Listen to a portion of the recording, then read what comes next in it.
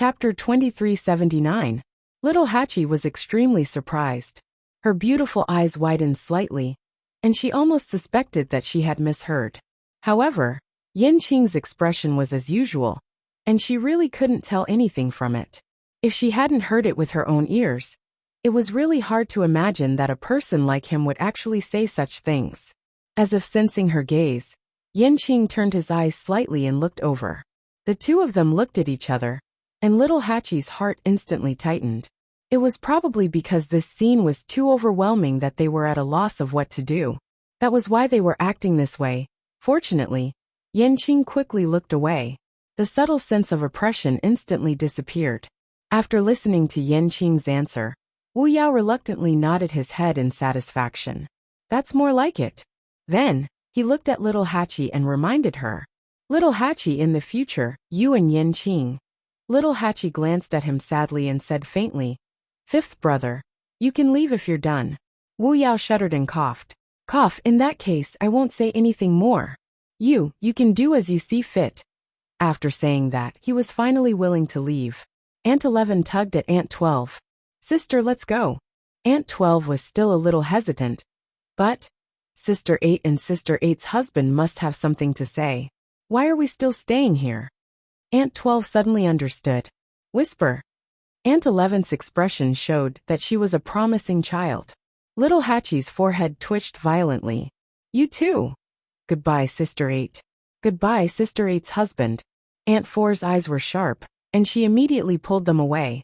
Only Little Hachi, who was flustered in the wind, was left behind. In fact, she also wanted to disappear immediately. But things had turned out like this, and it didn't seem good to just leave like this. She lowered her head, took a deep breath, and walked toward Yanqing. "Lady Yanqing, I'm really sorry," Little Hachi said hesitantly. She didn't dare to look at Yanqing. "My fifth brother, 11th sister, and 12th sister have just arrived. They don't know what happened between us, so they misunderstood. Please don't take it to heart." Yanqing nodded with an indifferent expression. "I know." Little Hachi quickly looked up and glanced at Yanqing. Probably maybe. Yanqing just didn't want her to be too embarrassed, so she said that sentence. "Don't worry. I'll explain it to them later." Yanqing's thin lips moved slightly. The words were on the tip of her tongue, but she changed them. "Yes." Seeing that Yanqing really didn't take this matter to heart, Little Hachi breathed a sigh of relief in her heart, but inexplicably felt a little disappointed. However, this feeling was quickly dispelled by her. She turned around and was about to leave. Suddenly, she thought of something and looked back at Yanqing. "By the way, I heard something today. I wonder if you know about it." "What is it?" "Do you know, the Divine General of the Left?" Yanqing's eyes suddenly darkened. He frowned slightly and looked at Little Hachi cautiously. Seeing his expression, Little Hachi thought that he didn't know about it either. "You haven't heard of it either?" Yanqing was slightly startled. Little Hachi nodded thoughtfully. "That's right. I've been here for so long, but I haven't heard of this title, let alone you." Yanqing slowly relaxed his hand that was holding the sword. "Why do you suddenly mention this?" Little Hachi shrugged. "Because you have the same name as the Divine General of the Left. Because of this today, Xu Jing deliberately made trouble for me." Yanqing frowned. "Did she make things difficult for you?" Little Hachi's red lips curled up. She winked at him and said with a smile, "How is that possible? Do you think I'm that easy to bully? She wanted you to change your name, but I refused."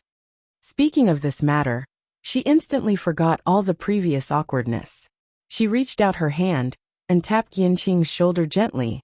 Then she raised her face slightly and said with a bit of pride, "I said that the Divine General of the Left is of noble status.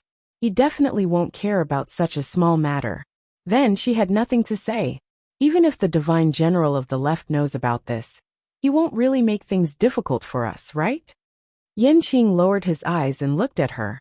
Her smile was like a flower, and her enchanting and charming eyes were filled with a little pride and excitement.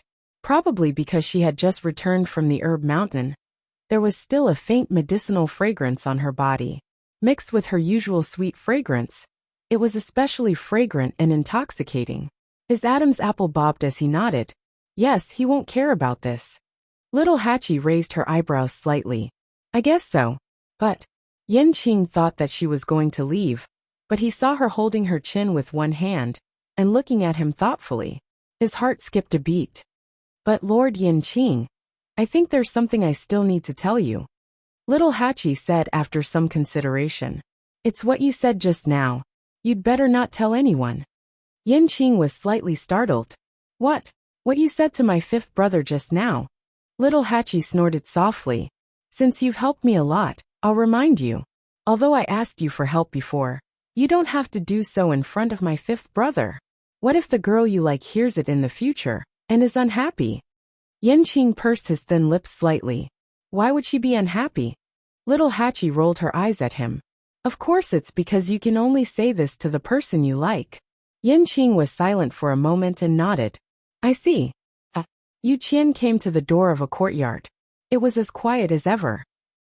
He frowned slightly and said, First Oracle, Shangguan Yu went to the abandoned garden today. After a moment, an indifferent and low voice came from inside. She didn't go in. Yu Qian's heart skipped a beat. Even if the first oracle didn't go out, he could still easily control the situation of the entire illusory god palace. This was something that he couldn't compare with. Everyone thought that he had almost taken over all the power of the first oracle. But that wasn't the case. The first oracle just didn't go out recently, but in fact, he had never really given up his power. Every blade of grass, every tree, every movement was under his eyes. After a pause, Yu Qian said again, Although she didn't go in, the abandoned garden is actually quite far from where she lives, and the path in the middle is complicated. Logically speaking, it's unlikely that she would go there by herself. What are you trying to say? I suspect that someone deliberately lured her there. Who? Yu Qian choked. In fact, this was just his own guess, and there was no evidence. For the time being, he couldn't say who it was. I don't know. Then go and investigate. The first oracle's voice seemed to be a bit colder. If you can find out, then report. If you can't, then shut up. Yu Qian, do you still need me to teach you the rules of the illusory god palace? Yu Qian was shocked and hurriedly said, Yes. He gritted his teeth and couldn't help but speak again. Actually, I just think that there's something wrong with Shangguan Yu. First oracle, when do you plan to take the zither score? Chapter 2380. Chu Luwa didn't have a bloodline totem, so how did she get in? After Yu Qian went back, he thought for a long time, and felt that there was only one possibility, the Guqin score. He knew that the first two Guqin scores were in Chu Luyua's body, and had already recognized her as the master. If he wanted to take them back, letting her into the illusory god palace was the most convenient way. After all, this thing couldn't be taken by force, so he had to use other methods. Therefore, Yu Qian believed that this was the intention of the first divine envoy. But he didn't know what method he was going to use, and when he was going to do it. After a while a cold voice came out. Yu Qian, you've overstepped your boundaries. Yu Qian was shocked. I don't dare. The authority of the Guqin score lies with the divine master, not you. Even I am only temporarily in charge of this matter. Everything is according to the divine master's wishes. And you asked, Yu Qian, why don't I give you the position of the first divine envoy? Yu Qian's heart sank. He immediately lifted his clothes and knelt on the ground. Yu Qian definitely didn't mean that.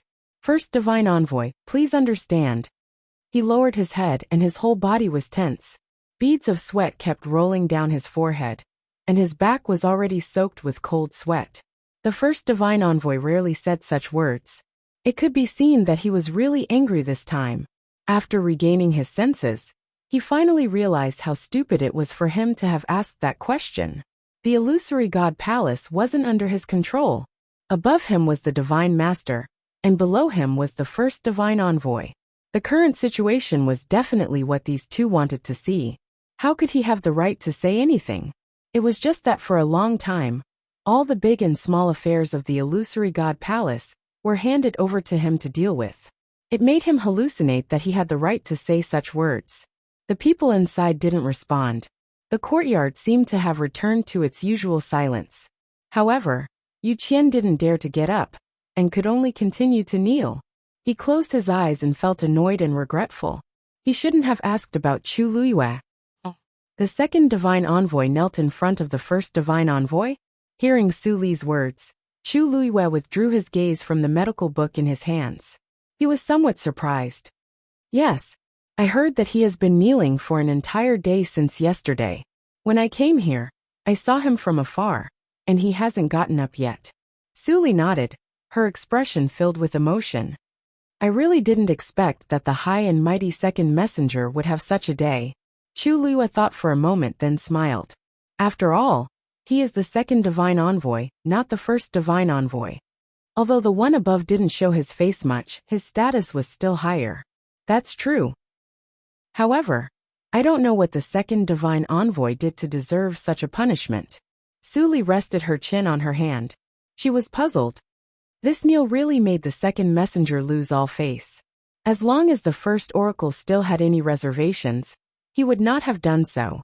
This only proved that the Yu Qian had really angered that person. Now, the entire illusory god palace knows about this matter. Everyone is discussing it in private. Although there weren't many people here, this matter was too big and everyone was shocked. However, this news will most likely not spread outside. What a pity. Su Li sighed regretfully. Chu Luiyue couldn't help but laugh. Of course. After all, he is the second divine envoy. If the outside world knew about this matter, the Yu Qian would really lose all face. The prestige that had been accumulated over the years would also collapse in an instant. It seems that the first divine envoy just wanted to teach him a lesson. Su Li agreed. I think so too. However, I don't understand why the first divine envoy would suddenly make a move at this time. Didn't that person ignore the affairs of the world for a long time? Chu Luiyue paused for a moment. Maybe. The first divine envoy will appear soon. There was still half a year before the gate of heaven closed. The first divine envoy seemed to be gradually taking back his authority. Su Li chuckled. It's hard to say, but I feel that the relationship between the divine envoys is really not that good. Her gaze turned and fell on the medical book in Chu Luiyue's hands. Little Yuer, I saw you reading this medical book the last 2 times I came. Haven't you already broken through to Supreme Doctor? Chu Luiyue smiled. Above the Supreme Doctor, there is still the medical saint. Su Li gasped and looked at her in shock. You plan to break through to the medical saint, but this should be very difficult. I heard that until now, the 8th divine envoy was the only medical saint in the entire illusory god palace. The difficulty of this can be imagined. Moreover, didn't you already enter the illusory god palace? Why did you suddenly think of this matter? Other celestial physicians wanted to break through to the medical saint in order to enter the illusory god palace. But Chu Luiyue obviously didn't need to do so. Medical saint naturally has its benefits, Chu Luiyue said. Su Li stared at her for a long time and sighed. This road would be extremely difficult, but Chu Luiyue clearly intended to continue. If it was someone else, they wouldn't think so much, and would just focus on cultivation, and wait for the deadline to come in half a year. But she didn't. Chu Luiyue clearly had her own considerations for doing this. Since you've already made up your mind, I won't persuade you. Speaking of which, Chu Luiyue's medical book was borrowed from Treasure Pavilion. There was only one reason why she wanted to break through to the medical saint level, Debao. Ever since she knew Debao's identity, her mood had been very complicated. She had long expected that Debao was inextricably linked to the illusory god palace. But she didn't expect the truth to be so shocking. Xiao Rant's words from that day echoed in her mind from time to time. Purple gold divine armor. An earth-shattering battle. Debao's original divine body was definitely extremely powerful. Unfortunately, in order to save her, he forcefully tempered his divine body, and was forced to live in a divine body in the shape of a child.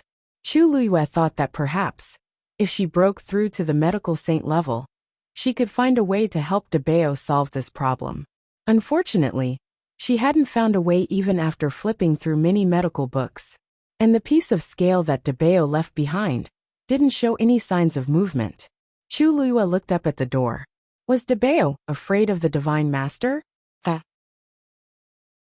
Chapter 2381. Yu Qian knelt outside the first god emissary's door for 3 days and 3 nights. This kneeling caused the entire illusory god palace to tremble. Privately, many people were discussing that the first god emissary was preparing to make a high-profile appearance. However, after the incident, the first god emissary still stayed in his residence and did not go out. This caused many people to be puzzled, but no one dared to go forward and ask. What a joke! The second god emissary was already punished to such an extent. If others rushed forward now, wouldn't they be looking for trouble? Thus, compared to before, the atmosphere in the illusory god palace seemed to have become more subtle. Fewer people came out to walk around. Chu Luiyue also stayed in his residence alone for a long time. Of course, it was not because she was afraid of the first god emissary. It was purely because she was busy. Previously in the Red Moon Desert, De Bao had shown her many prescriptions. There was no lack of senior doctors and even senior doctors. Although she was not clear when she was learning, she still learned many things subconsciously. This also allowed her to successfully break through to senior doctor and even senior doctor. However, De Bao did not give her any prescriptions above senior doctor. Thus, if she wanted to break through, she had to think of another way. Fortunately, she had many herbs in her hands. It was enough for her to try again and again. Su Li knew that she was busy, so she did not come again. It was convenient for her to concentrate on her cultivation. On the Star Road, the Xian formation in front of Xiao Ran was almost complete. There were only a few strokes left in the middle. At this moment, his face was pale and his forehead was covered with fine beads of sweat. Even his hands were slightly trembling. It was obvious that he had reached his limit. Only his eyes were burning with an inextinguishable fighting spirit. After being trapped by this Xian formation for so many years, he finally saw hope. He would not give up. The surrounding people were also nervously holding their breaths. If Xiao Ran could also succeed, then he would be the second person after Chu Luiyue to enter the illusory god palace. At that time, there was no need to talk about envy and jealousy. Most importantly, it would also give the other Xian masters great encouragement. If one person succeeded, it might be a coincidence. However, if 2 people succeeded, it proved that this method could be used by others. Thus, everyone was very concerned about whether Xiao Ran could succeed or not. No one noticed that at this moment, there was a person who was staring at them from behind the crowd. When Lu Feng came over, she saw such a scene. Qi Han held his sword in one hand and stood beside the star path, looking ahead. He walked over and placed a hand on Qi Han's shoulder. Here to see this again. These few days, Qi Han would come here whenever he was free. He was already used to it. She was looking for him just now, but Qi Han had disappeared without a trace. Lu Feng knew that he must be here. Qi Han did not say anything. Lu Feng followed his gaze and rubbed his chin. There doesn't seem to be anything interesting here. What are you looking at? If you're really interested, why don't you give it a try? But you're not a Xian master, so I'm afraid this will be a little troublesome. Qi Han suddenly said, I am. Lu Feng was dumbfounded. What did you say? Qi Han glanced at him. Ever since I left Tianling, I've been learning. Lu Feng. No, that's not something you can learn just because you want to. I remember you didn't have this talent in the past. From the sound of it, it seemed to have started after Master's accident. But this was a mystic cultivator. This required talent. How could he be like a martial artist, cultivating whenever he wanted to? Qi Han said. I only realized this at that time. Lu Feng took a deep breath and forced herself to accept reality. Then, unwilling to give up, she asked. So what's your level now? Master Xian? And this was a way of giving face.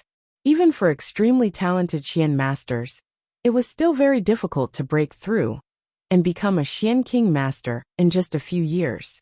Qi Han shook his head. No. Lu Feng said. Hey. I knew it. It's fine. Don't be discouraged. Even if he isn't now, he will definitely be in the future. This is the wrong move. Qi Han suddenly said. Lu Feng was stunned. What's wrong? He followed Qi Han's gaze and looked over. Are you talking about Senior Xiao Ran? Isn't this going well? I heard that Senior Xiao Ran had an epiphany after watching Master finish the star path. Since Master has succeeded successfully, then Senior Xiao Ran shouldn't be too bad, right? Why couldn't he see where he went wrong? He changed it back again, Qi Han said.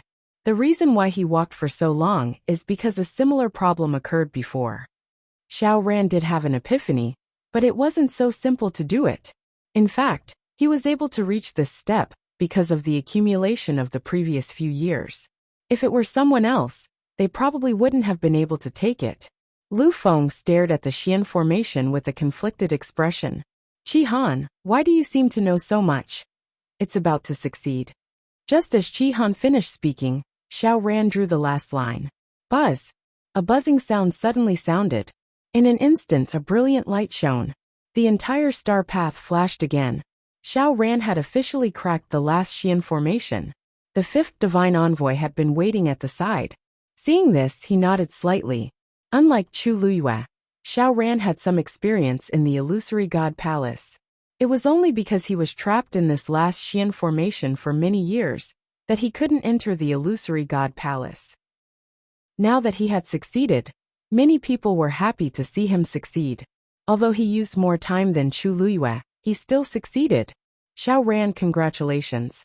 Wan Jianfeng's expression became much gentler. Xiao Ran laughed. Thank you, fifth divine envoy. Wan Jianfeng took a step back.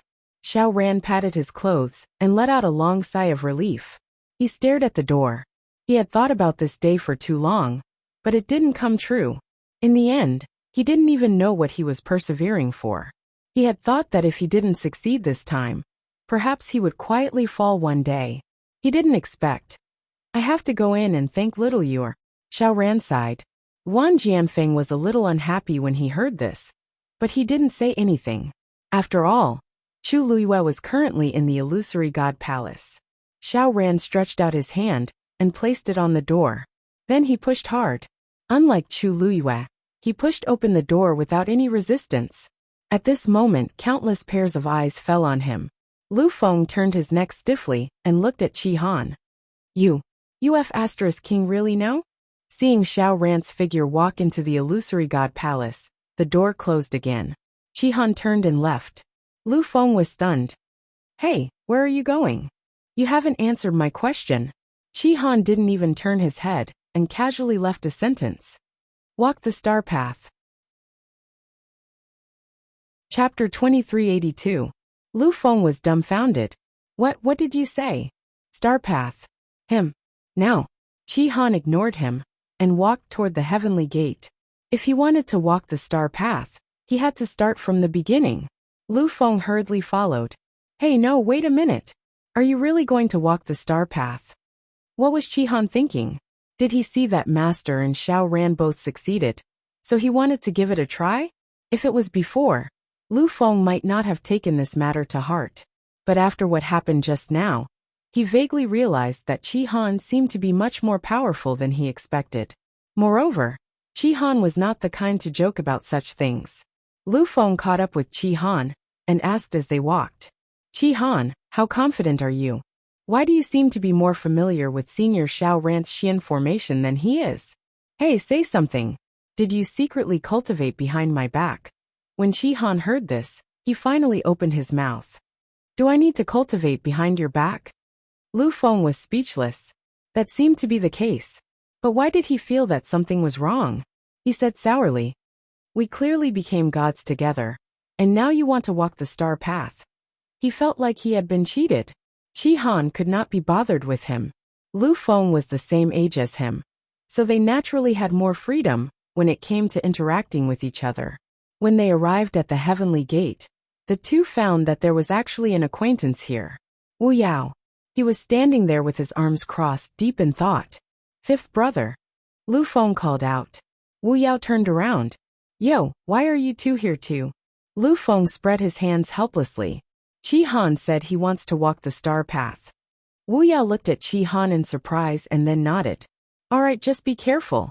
Qi Han, yes. Lu Feng. What's going on with you two? Can you show a little bit of attention to the star path? Fifth brother. You didn't come here for the star path, did you? Lu Feng asked weakly. Wu Yao shook his head. No, I'm here to see the heavenly gate. Lu Feng was speechless. Fine, I knew I shouldn't have asked. What was so good about the heavenly gates? Even the 11 divine envoys who were in charge of guarding the heavenly gate weren't that attentive, right? Lu Feng felt that she should find something to do. Otherwise, it would seem that she had nothing to do.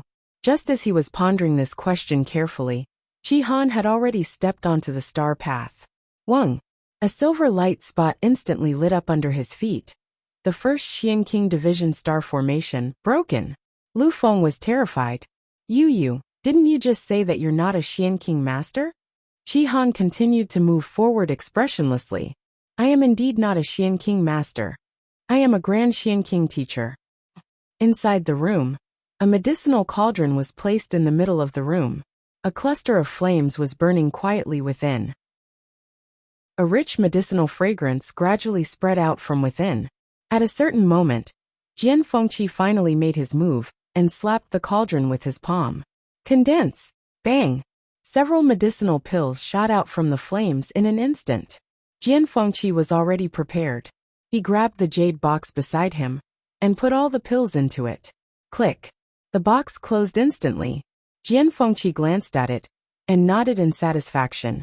Phew, I'm finally done. These were the pills that he promised to give to Ant 11 and Ant 12. He walked over and put away the medicinal cauldron. Seeing the charred mark on the ground, he could not help but sigh. This was a mark that he accidentally left behind when he tried to break through to Master Doctor. At that time, who would have thought that the days after breaking through to Master Doctor would be like this? Jian Fengqi silently felt sorry for himself. Was it easy to get a wife these days?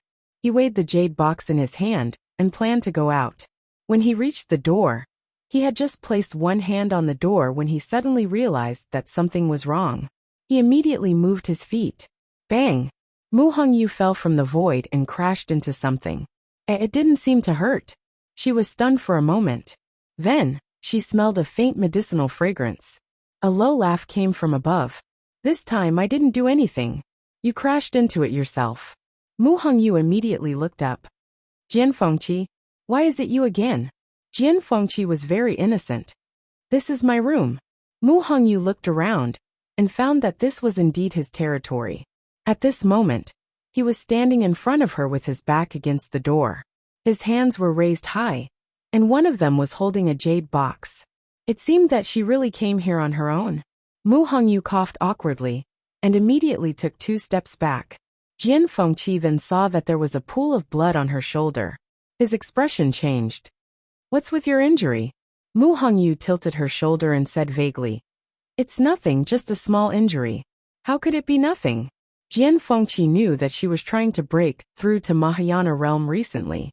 She was constantly traveling through various spaces and would indeed be injured from time to time. But those were at most bumps and bruises. She had never seen blood. But this time, the situation was obviously different. Mu Hongyu looked away guiltily. It's really nothing. I still have something to do. I'll leave first. With that, she was about to leave. Jian Fengqi took a step forward and blocked her way. What's going on? He had always been carefree and unrestrained, and there was always a smile on his lips. This was the first time he had such an attitude. Mu Hongyu's eyes flashed with a hint of hesitation. Jian Fengqi raised his eyebrows slightly. You don't want to say? Then I'll go and ask Lu Yu. Mu Hongyu hurriedly grabbed his arm. Don't go. Jian Fengqi's heart skipped a beat, but when he saw that the blood on her shoulder was still spreading, his expression turned colder. Without any explanation, he grabbed Mu Hongyu's wrist and checked the condition of her body. After confirming that she was fine internally and had indeed only suffered a flesh wound, his expression relaxed. But with Mu Hongyu's physique, it was obviously not easy to leave such a wound on her body. He handed over a jade bottle. Do you want to deal with it yourself? Or do you want me to help you? Mu Hongyu hurriedly took it. I'll do it myself. Jian Fengqi lowered his head and looked at her. Suddenly he chuckled. With that contract, even if I insist on helping you, you should listen to me. Mu Hongyu glared at him. What, you want to force me? Jian Fengqi's lips curled into an evil smile. He leaned over slightly and whispered. Don't worry, I'm not willing to do that. The two of them were very close to each other. When he spoke, she could feel his warm breath gently She could even hear his breathing. She was about to speak when she saw a faint luster in his shimmering peach blossom eyes. It was rare for him to be so serious. She blushed slightly and swallowed the rest of her words. She only lowered her head and muttered, "What are you talking about?" Jian Fengqi raised his eyebrows. Mu Hongyu waved at him. "I want to change the dressing. You go out first." Chapter 2383. Jian Fengqi raised his hand to cover his eyes. "I promise I won't look." Mu Hongyu didn't believe him and stared at him suspiciously. Jian Fengqi's lips curled up. "Don't worry. I'll only look if you let me." Mu Hongyu snorted, turned around, took off her clothes, and applied medicine on her wound. Jian Fengqi really waited at the side. After Mu Hongyu finished treating her wound, she said, "It's done." Jian Fengqi put his hand down, and his gaze swept past her shoulders before he said, "Now you can tell me, right?" Mu Hongyu paused and said, "It's not a big deal. I just wanted to try entering the illusionary God Sea directly, but I didn't succeed. I was squeezed by the chaotic space below, and became like this." Jian Fengqi frowned slightly. "You haven't reached the Mahayana realm yet. It's too risky." Mu Hongyu shrunk her neck. "I was just trying, but it's not all for nothing. At least I know where to avoid next time." Jian Fengqi stared at her cautiously. "No, with your current strength, you shouldn't be injured like this. You." Mu Hongyu didn't expect Jian Fengqi to know so much about this matter, so she had to admit honestly, "Ahem. I was in a hurry when I left and didn't take care of it. So this happened." Jian Fengqi raised his eyebrows and asked, "Why are you in such a hurry?" Mu Hongyu spread her hands. "Someone suddenly went over. How can I not be anxious? If I walked any slower, I would have been discovered." "Who?" "This. I'm not sure." Mu Hongyu bit her lip and murmured uncertainly, "I think it's the first divine envoy, but I don't think so." Jian Fengqi said seriously, "At this moment, who else can enter and exit the illusionary God Sea at will other than him? Basically, it was the first divine envoy." Mu Hongyu shook her head. "But that person, I feel a little familiar. I feel like I've seen him somewhere before. But I was running so fast that I didn't have time to think about it." "Familiar?" "I heard that the first divine envoy rarely leaves the illusory shrine. Even the other divine envoys have a hard time meeting him. Why do you feel that he's familiar?" Jian Fengqi was puzzled. Mu Hongyu paused for a while and sighed. "Sigh, if you were there at that time, you would know why I said that. It's really..." She rubbed her temples in annoyance. Jian Fengqi's heart skipped a beat. "You mean, you think it's someone I know?" Mu Hongyu nodded affirmatively. "Yes." At this time, Xiaoran finally successfully entered the illusory god palace. He specifically asked Wan Jianfeng where Chu Luiyue lived and headed there. When they arrived, Chu Luiyue was sitting in the courtyard, picking out medicinal herbs. "Little you," Xiaoran happily greeted Chu Luiyue. Chu Luiyue looked up and instantly smiled when she saw that it was him. "Senior Xiaoran, congratulations." There was no surprise on her face. Obviously, she had expected Xiaoran to come in. As she spoke, she walked over to open the door. Xiaoran laughed. "I'm here to thank you.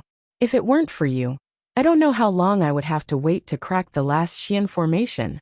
Chu Luiyue's eyes curved as she invited Xiaoran to sit. "You're too polite. In fact, it's mainly because of you. Otherwise, why would so many people be watching? And why would you be the only one to come in?" Xiaoran just needed a little inspiration, and she just happened to be there. Originally, walking the Star Road and entering the illusory god palace was her original plan. It was purely an accident that she could help Xiaoran. She didn't want to take credit for it. However, Xiaoran was still very grateful to her and smiled.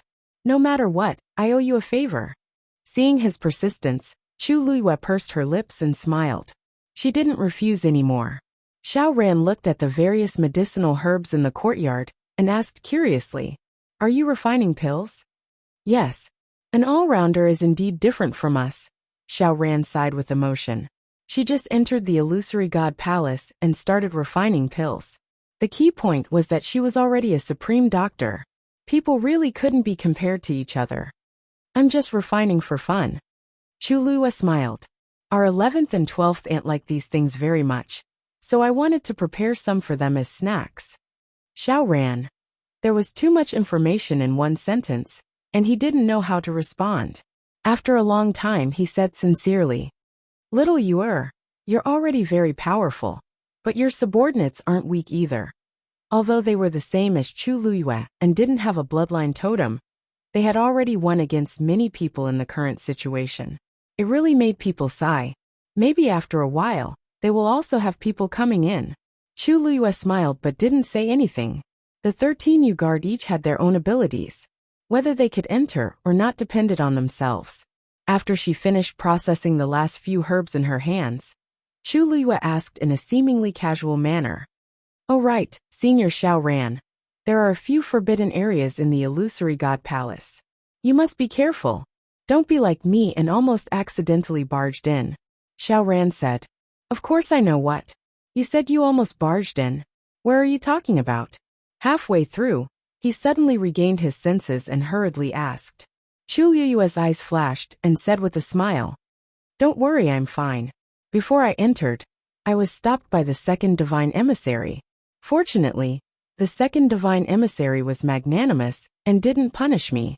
Xiao Ran heard this and heaved a sigh of relief. That's good, that's good. The forbidden areas of the Illusory God Palace are not to be entered. The second divine emissary probably didn't pursue the matter, because you just entered the Illusory God Palace. However, the forbidden areas of the Illusory God Palace are extremely difficult to approach. Logically speaking, it's not easy to enter. Where did you go? Chu Luyue gently smiled and said, I also don't know where it is. I just stood outside the wall and saw a peach blossom fly out. Xiao Ran was startled and suddenly stood up. He looked at her in disbelief. Abandoned garden? You actually went there? It was the first time Chu Luyue saw such a big reaction from Xiao Ran. He couldn't help but pause and slowly asked, Abandoned garden? Where is that? Chapter 2384. Xiao Ran's expression was extremely complicated. After a long while he said, That's the Emperor's territory. No one has come close for 10,000 years. Don't go there again. The Emperor? Chu Luyue was stunned. Isn't this the Illusory God Palace? Logically speaking, everything here should be under the control of the Divine Master.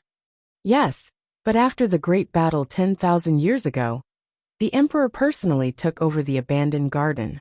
I heard that even the divine envoys don't dare to enter rashly. Even the first divine envoy is among them. Even the Divine Master has to show some respect to the Emperor. If he wants to occupy a place and not allow anyone to enter, it's naturally not difficult. But this matter itself is a little strange. Chu Luyue narrowed his eyes. Didn't you say that the Emperor didn't interfere in the battle back then? Why? Xiao Ran shook his head. I'm not very clear about the secret behind this. But for this kind of thing, the less you know the better. Little Yuer, listen to my advice. Don't go there again, and don't ask about anything related to it. It's not something they can know. Chu Luyue wanted to say something but stopped. Seeing Xiao Ran's determined expression, he nodded. Thank you for your reminder, Senior Xiao Ran. Silence reigned in the hall. Suddenly, the void vibrated, and a figure walked out. It was Rong Xiao. He came to the table and knocked 3 times. Umo, who had been guarding outside the door, heard the sound and heaved a sigh of relief. Master is finally back. He turned around and pushed the door open. Master. Umo bowed respectfully. Master, Chi-Han has gone to the star path. I know. Rong Xiao said and flicked his wrist. Swoosh. The Pantheon record flew out and unfolded in front of him instantly. Countless names were listed on it. However, among them, there were a few names that were particularly eye-catching. Rong Xiao's gaze swept past those names and finally landed on a place that had been burned. There seemed to be a name there, but it was covered by the flames and couldn't be seen clearly. However, compared to the last time, this name had clearly moved forward a lot. A layer of faint golden light flickered. Rong Xiao frowned. Umo asked cautiously, Master, there is only half a year left before the gate of heaven closes. You, keep waiting. Yes. A month passed in the blink of an eye. Bang! A muffled sound came from the heavenly square cauldron. Flames suddenly rose from within, before they were quickly extinguished. The pill that was about to take shape was thus charred black. A faint burnt smell filled the air. Chu Luiyue frowned slightly. Failure. It was still failure. She couldn't even remember how many times this had happened. It was indeed not that easy to become a medical saint. Little Yue. Su Li's voice came from outside, with a hint of excitement and agitation. Chu Luiyue put away the heavenly square cauldron and walked out the door. Mr. Su, what's wrong? Su Li hurried over, and was about to speak when she suddenly smelled a faint burnt smell from the room. You're still refining pills? Chu Luiyue nodded and smiled helplessly. And I failed again. Su Li comforted her. You just became a medical master not long ago. How can you become a medical saint so quickly? If it's really that easy, I think all the celestial physicians out there might as well give up on their lives. Don't worry, I know this. Chu Luiyue wasn't someone who was eager for quick success. She knew very well how difficult it was to take this step. So even though she kept failing, her mentality was still relatively stable. What's wrong today? Why are you so happy? Su Li was a little surprised. You still don't know? Well, you've been busy refining pills recently. You don't have much time and energy to care about the outside world. Chu Luiyue saw the undisguised joy and excitement in her eyes and brows and smiled. What's wrong? Su Li took a deep breath and calmed down. Chi Han. Chi Han is walking on the star path. Chu Luiyue was stunned. She really didn't know about this. Little Yue, do you know where he is now? Looking at Su Li's expression, Chu Luiyue guessed. Has he finished walking on the Xian formation of the Xian King division? Su Li shook her head and said word by word. Great Grandmaster. He just cracked the last Xian formation of the Great Xian King division. Chu Luiyue was really shocked. Really? Of course it's true. Now, everyone knows about this except for you. Chi Han was Chu Luiyue's subordinate. Just by using this identity to walk on the star path, it was enough to attract attention. But Chi Han's performance was very outstanding. No, outstanding was no longer enough to describe it. It was simply shocking. His speed is only slightly slower than yours back then. Su Li sighed with emotion. Now many people are betting whether he will continue or not. If he walked any further, he would be a great grandmaster. Just as she finished speaking, a sound came from afar. Chi. Resplendent light soared into the sky, and quickly bloomed into an extremely complicated Xian formation. Chu Luiyue and Su Li looked over at the same time. A great grandmaster Xian formation. The courtyard fell into a short period of dead silence. After a while, Su Li finally couldn't help but mutter. He actually succeeded. How long had it been? She looked at Chu Luiyue with unconcealable shock. Little Yue, your subordinates are all so powerful? How could Chu Luiyue not be shocked? Actually, Chi Han had never displayed his talent as a Xian master before. She only found out when she accidentally heard Sini mention that Chi Han seemed to be interested in Xian formations and borrowed some Xian formation diagrams from her. But even so, she didn't take this matter to heart. Who knew that today? He had actually become a great grandmaster. At this moment, the onlookers on both sides of the Star Road were also shocked by Chi Han's actions.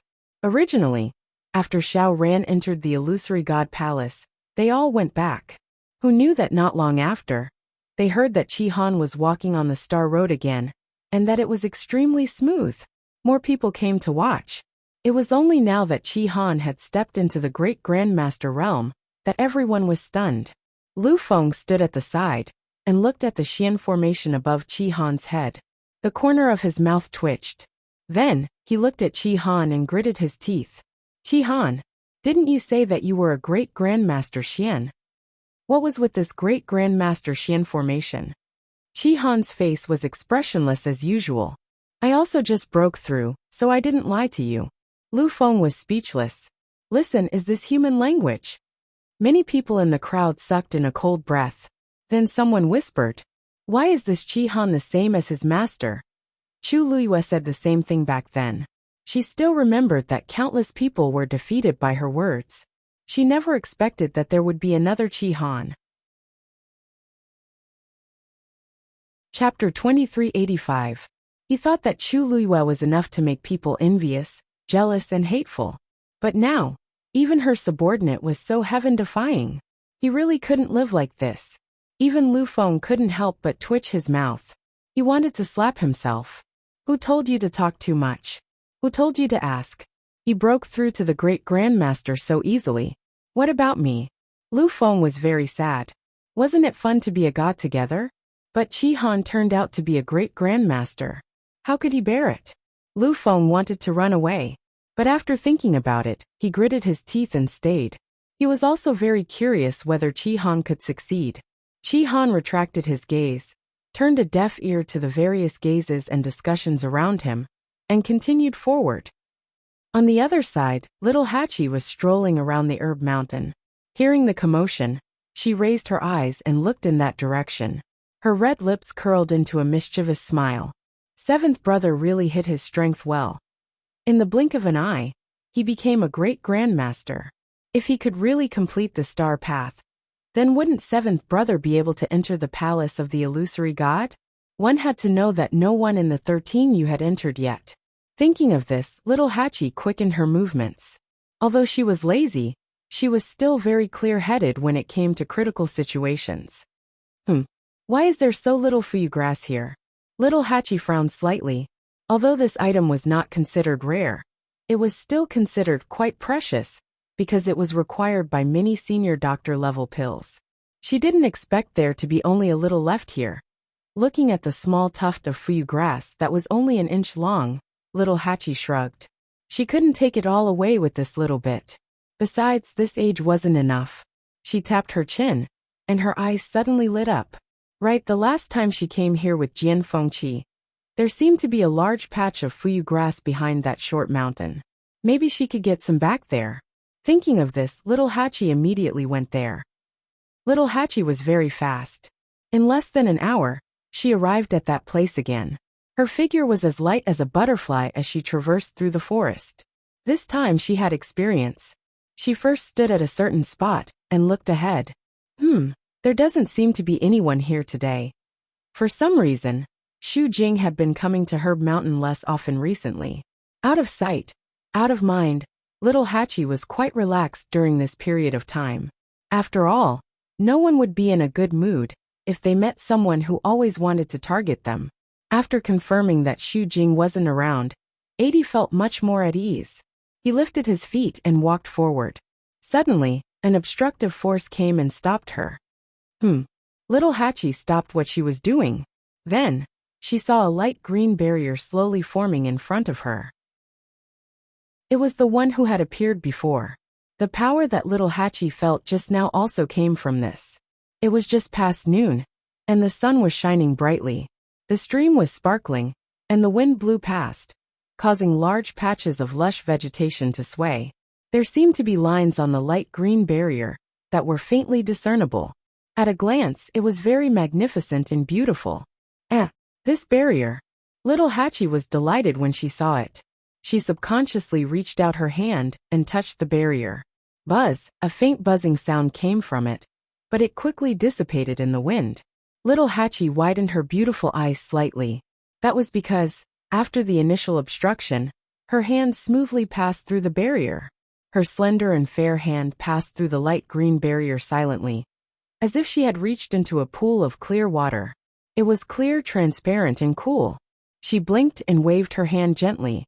The faintly discernible fragments of light on the barrier swayed along with it. It was a beautiful sight. Little Hachi was pleasantly surprised. Why didn't she realize that this barrier was so? She thought for a while, and realized that she could not think of a suitable word to describe this feeling. Everything that happened here last time was still vivid in her mind. She remembered clearly that this barrier did not belong to Xu Jing. She did not even have half of her control over it. At that time, little Hachi only thought that it was very funny. She did not expect that the barrier would be so friendly to her now. Little Hachi's heart moved. She reached out both hands and peeled the barrier from the middle. The barrier flowed quietly to both sides like water. An entrance appeared in front of little Hachi. Little Hachi was surprised. She took half a step back, retracted her hand, and gently covered her mouth. The barrier in front of her returned to its original appearance in the blink of an eye. as if everything just now was just an illusion. But of course it was not an illusion. Little Hachi hesitated for a moment. Finally, she opened the barrier again and stepped in. Then she turned around to take a look. The barrier had reassembled and quickly disappeared. However, little Hachi knew that the barrier was still there. She recalled the patterns on it just now, and a hint of suspicion flashed across her eyes. That pattern looked somewhat familiar. She thought for a moment and suppressed her thoughts for the time being. She went to the stream and found the lush fuyu grass. She picked some and put it away before turning to leave. When little Hachi returned to the courtyard, she saw Tsunyi. He stood in the courtyard with one hand behind his back. He was looking in the direction of the star path with a distant gaze. He seemed to be looking at Chi-Han. Big brother. Tsunyi turned around when he heard the voice. Little Hachi walked over and stood beside him. She followed his gaze and looked in that direction. Big brother, you can't see anything from here. If you're really concerned about seventh brother's situation, wouldn't it be better to go to the star path directly? Tsunyi said indifferently. There's no need. Little Hachi thought for a moment and asked tentatively. Big brother, you mean you're certain that seventh brother will succeed? Tsunyi didn't say anything, but his meaning was obvious. Little Hachi was instantly disappointed. Then won't I be the first to enter the illusory god palace with master? Big brother's predictions are godly. He has never been wrong. If he thinks that Chi-Han can do it, then there is definitely no other possibility. Tsunyi glanced at her. If you want to go in, you need to break through to the medical sage first. That day is still far away. Little Hachi's face fell.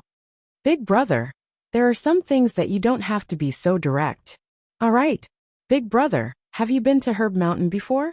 Tsunyi's eyes flickered. What's wrong? Nothing. I just saw a barrier at Herb Mountain today. The patterns on the barrier feel a little familiar. As little Hachi spoke, she quickly glanced at Tsunyi, wanting to see something from his face. She actually didn't finish her sentence. That was because she didn't just feel familiar with the patterns on the spirit formation. To be precise, she had seen the exact same patterns at Big Brother's place before. Chapter 2386. Unfortunately, Tsunyi was extremely shrewd and did not show his emotions on his face. Little Hachi's fighting strength was basically zero in front of him, so he could not see anything. So, Tsunyi asked indifferently. His expression was too open and straightforward, so little Hachi became the one who was confused by the question. Nothing. I just said it casually. Cough. Little Hachi almost bit her own tongue as she felt vexed. What was she thinking?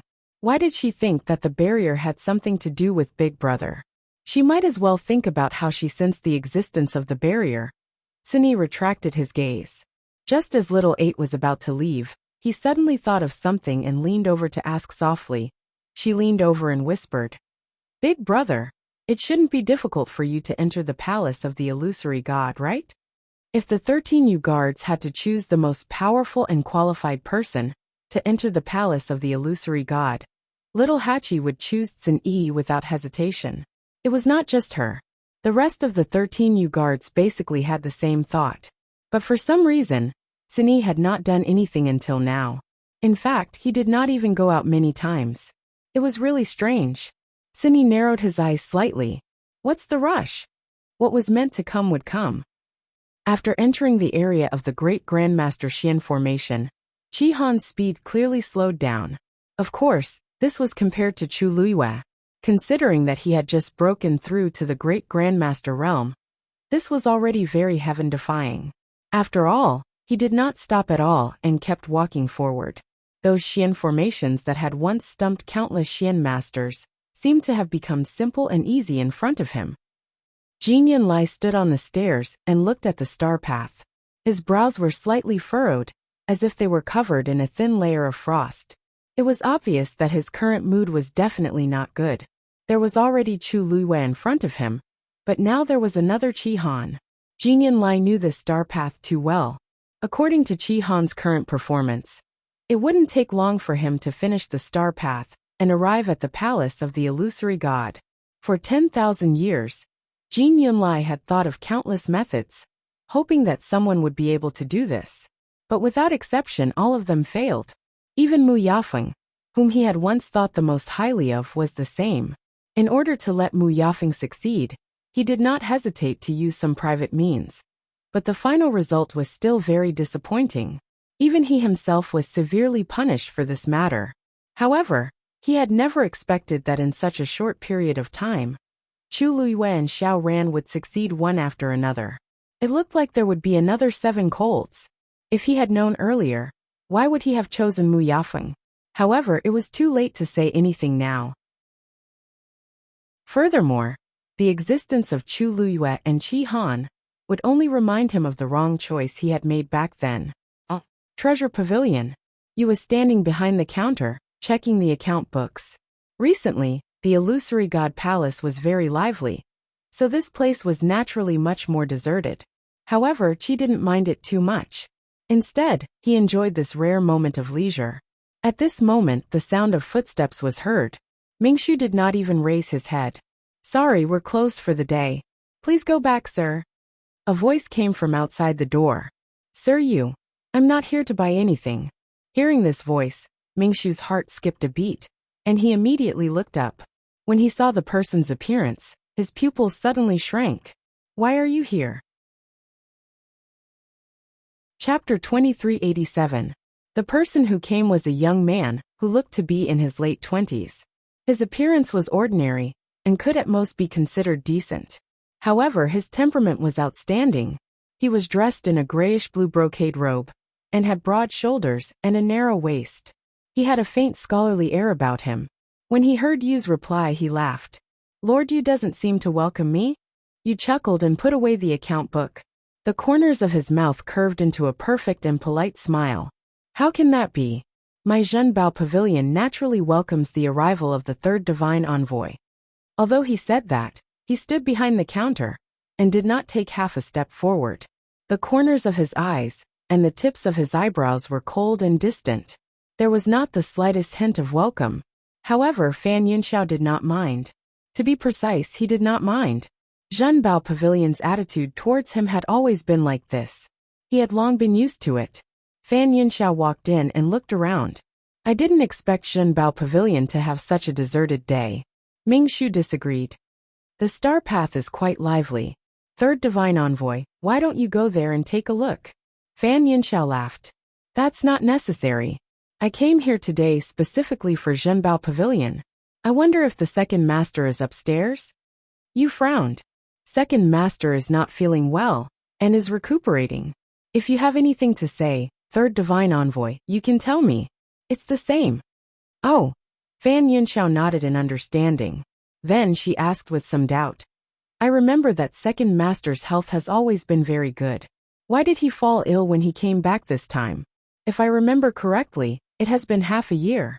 Why hasn't second master improved? If it really doesn't work, I'll ask the 8th divine envoy to come over and take a look. Then there's no need to trouble yourself." Ming Shu chose to refuse without thinking. Xu Jing. If she came, he was afraid that second master would fall ill even if he was not sick. That person was not easy to deal with. They were used to not dealing with her. Second master is just tired. He just needs to rest well. There's no big problem. Third divine envoy, you don't have to be so worried. Ming Shu's attitude was resolute. Fan Yunxiao's expression faded. Even a fool could see that you did not welcome him. No matter what, he was still the third divine emissary. So when others saw him, they had to be polite. However, every time he came to the treasure pavilion, he was given the cold shoulder. Since Xiao had such an attitude, Fan Yunxiao could not be bothered to waste her breath. "I'm here to borrow something." Ming Shu smiled. "Third divine envoy, you have a noble status. What do you want? Why do you still want to borrow things from our treasure pavilion?" Fan Yunxiao did not care about his tone and said, "Only the treasure pavilion has this item that I want to borrow." Ming Shu seemed to have thought of something as his eyes narrowed. "Sure enough," Fan Yunxiao said. "I want to borrow the treasure pavilion's account book." Ming Shu laughed out loud. "Third messenger, I don't quite understand what you're saying. You're in charge of the internal accounts of the palace of the illusory god. It has nothing to do with my precious treasure pavilion, right?" Asking for the account book as soon as he arrived, wasn't that too shameless? Fan Yunxiao said. The divine gate is about to close. The palace of the illusory god needs to settle the previous debts. You and I both know that the Treasure Pavilion's account book is the most complete. That's why I'm here. Lord Yu, don't tell me you don't want to borrow it. How can that be? You laughed and patted the account book under him. I don't dare to not give it to the third divine envoy. However, I can't make the decision on such a big matter. I have to go up and ask the second master for his opinion. Lord Yu, please. I'll wait here. You glanced at him and turned to go upstairs. Fan Yunxiao had one hand behind her back.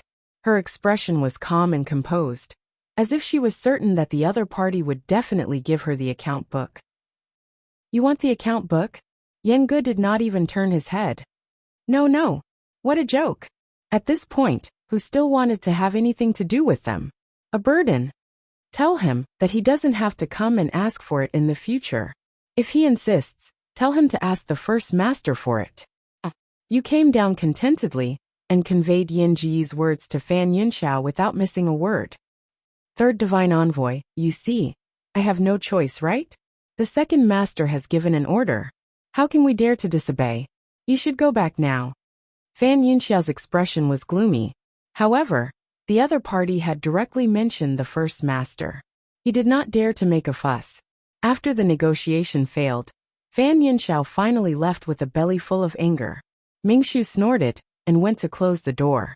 At this moment, footsteps came from upstairs. It was Yengu who came downstairs for the first time. You hurriedly said, Second master, why did you come down?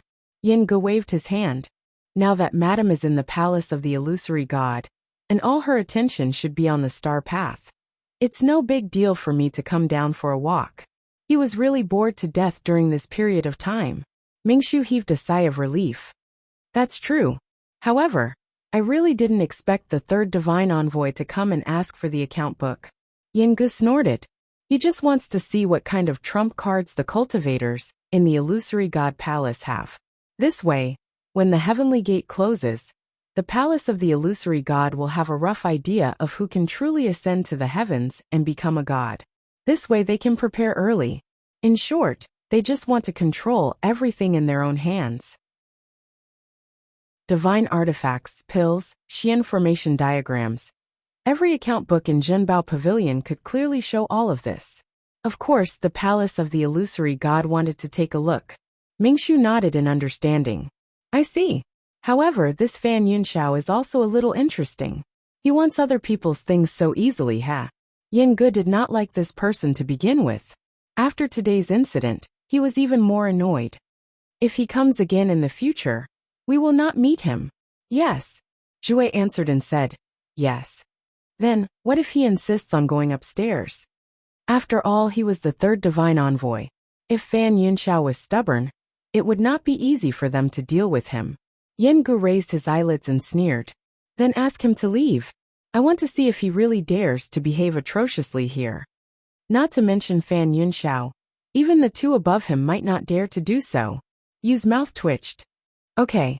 Yengu came to the counter and sat down. He stretched his back. Bam. Another sound was heard. Needless to say, Chi Han must have deciphered another Grandmaster Xian formation. Hey, listen this commotion. How lively is the Star Road? Yen Ji's face was filled with envy and emotion. He also wanted to go out and take a look. You looked at his second master and felt a rare sense of sympathy. Second master, why don't you? Bam. Clang. Before Mingshu could finish speaking, a figure suddenly fell from the sky. Chapter 2388. Mingshu's voice stopped abruptly. Yengu froze on the spot. Mu Hongyu rubbed her wrists. TSK.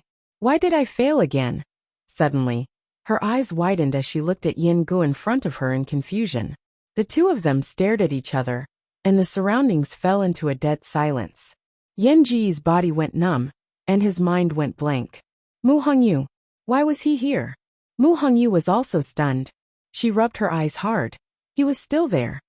Second Master Yen? Why are you here? Mu Hongyu asked in disbelief. Yen Ji's mind started to work furiously.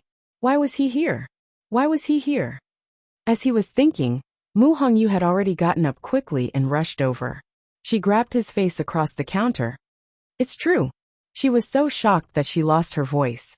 Yenge. Yenge tried his best to remain calm and removed Mu Hongyu's hand. Miss Mu, you must have mistaken me for someone else. How do you know my surname is Mu? Yenge was so frustrated that he wanted to slap himself. The more anxious he was, the more he made a mistake. I've heard of you before. You were also the one who gave the Mahayana realm incantation, right? Yenge tried to make himself look more dignified and stood up to leave. Mu Hongyu's eyes flashed, and she raised her voice. Second Master Yen, I haven't seen you for a few years. You seem to have become rounder. Yenge turned around in anger. Nonsense. Mu Hongyu spread her hands. You admit it. Yin Ji's forehead twitched. Careless. Careless. Mu Hongyu looked at him smugly. She had already said so much. Was he still not going to admit it? Yenge took a deep breath. Follow me up. With that, he gave Ming a look. Mingshu immediately understood and carefully checked the shop again. After making sure that no one else was around, he nodded slightly. Mu Hongyu looked at Yenge and then at Ming. She suddenly realized something. Second Master Yen, you are. He was from Zhenbao Pavilion. Furthermore, it looks like his status is even higher than Lord Qi's. This treasure pavilion is yours. In an instant, Mu Hongyu understood many things. No wonder, no wonder. Wasn't this place also called Treasure Pavilion?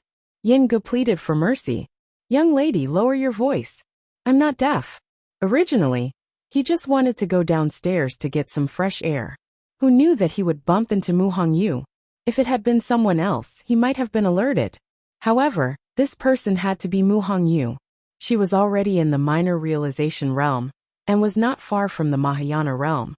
So it was extremely easy for her to come here without anyone noticing. In the end, Yenge was caught off guard today. Yenge was very regretful. If he had stayed in his room, then everything would have been fine. Previously, in order to prevent being discovered by Chu Luiyue, he had even set up several layers of defense around the room. Ordinary people would not be able to enter. In the end, he managed to guard against Chu Luiyue, but not against Mu Hongyu. Mu Hongyu immediately raised a finger. All right, but you have to tell me everything clearly. Yen Ji's head hurt as he turned and went upstairs. Mu Hongyu hurriedly followed him. Halfway through, she turned back to look at Zhao. These people, had they already colluded with each other? Ming shuddered and immediately looked down, pretending to be dead. This was all Second Master's idea. It had nothing to do with him. Mu Hongyu snorted softly and looked at Yenge with a burning gaze. She had to get to the bottom of this today. From the first floor to the second floor, it only took a few breaths, but Yenge felt as if 2 holes were being burned in his back. He forced himself to support himself, walked to the door and pushed it open. Come in and talk.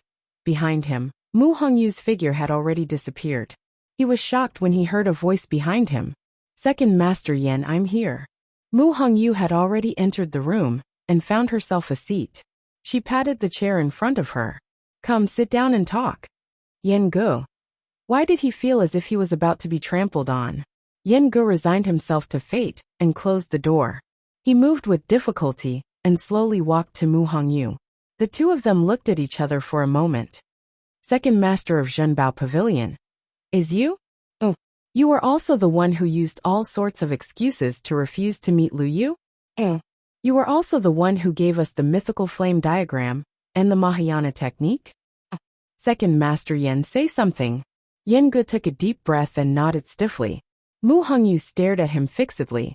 From country Yao Chun to the illusory god palace. Obviously, all of this had been arranged long ago. Yenge put his palms together. Little miss, it's not impossible for me to tell you, but you have to promise me that you'll keep it a secret. Mu Hongyu raised her eyebrows. Keep it a secret?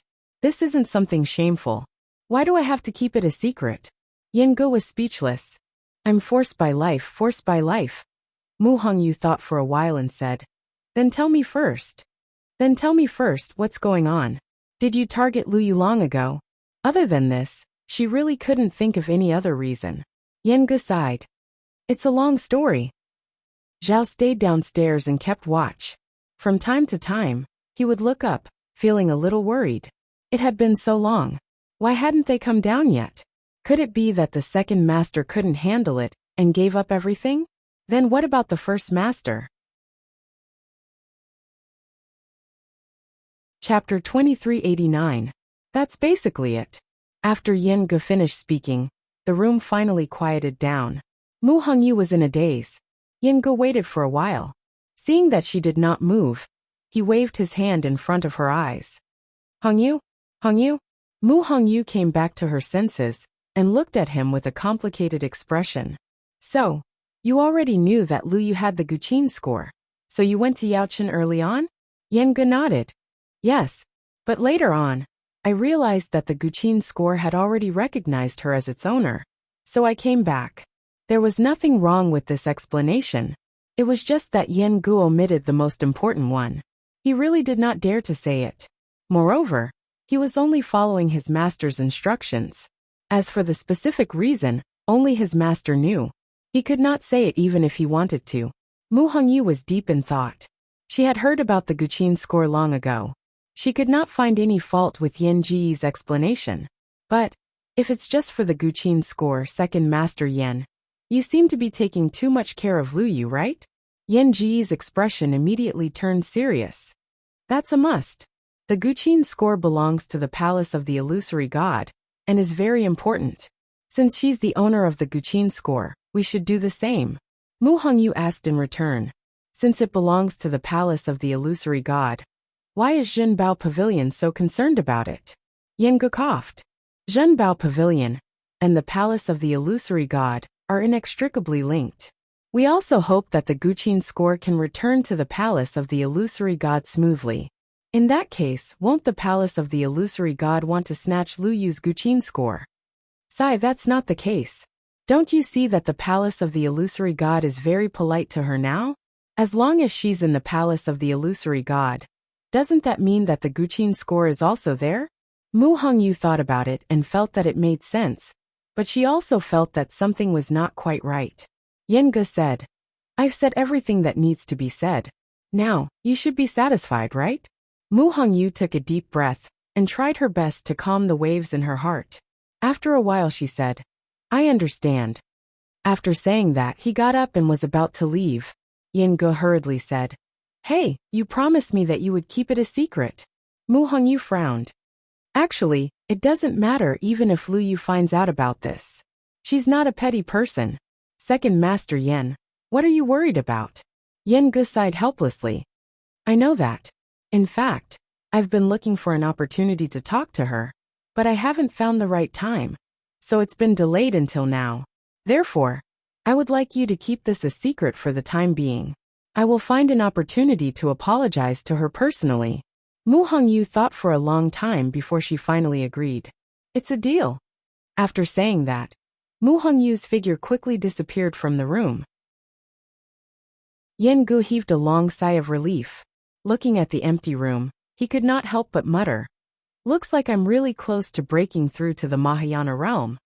After leaving the treasure pavilion, Mu Hongyu went back to her own place. At this moment, another silver light flew up and slowly bloomed in the air. She looked up. Qi Han had actually broken through another Grandmaster Xian formation. At this speed, he should be able to enter the palace of the illusory god soon, right? At this thought, Mu Hongyu's eyes turned slightly and looked at the palace of the illusory god. At this moment, Lu Yu should also be paying attention to Qi Han's situation. It would be better for her to look for her later. Besides, she seemed to have touched the threshold of the Mahayana realm.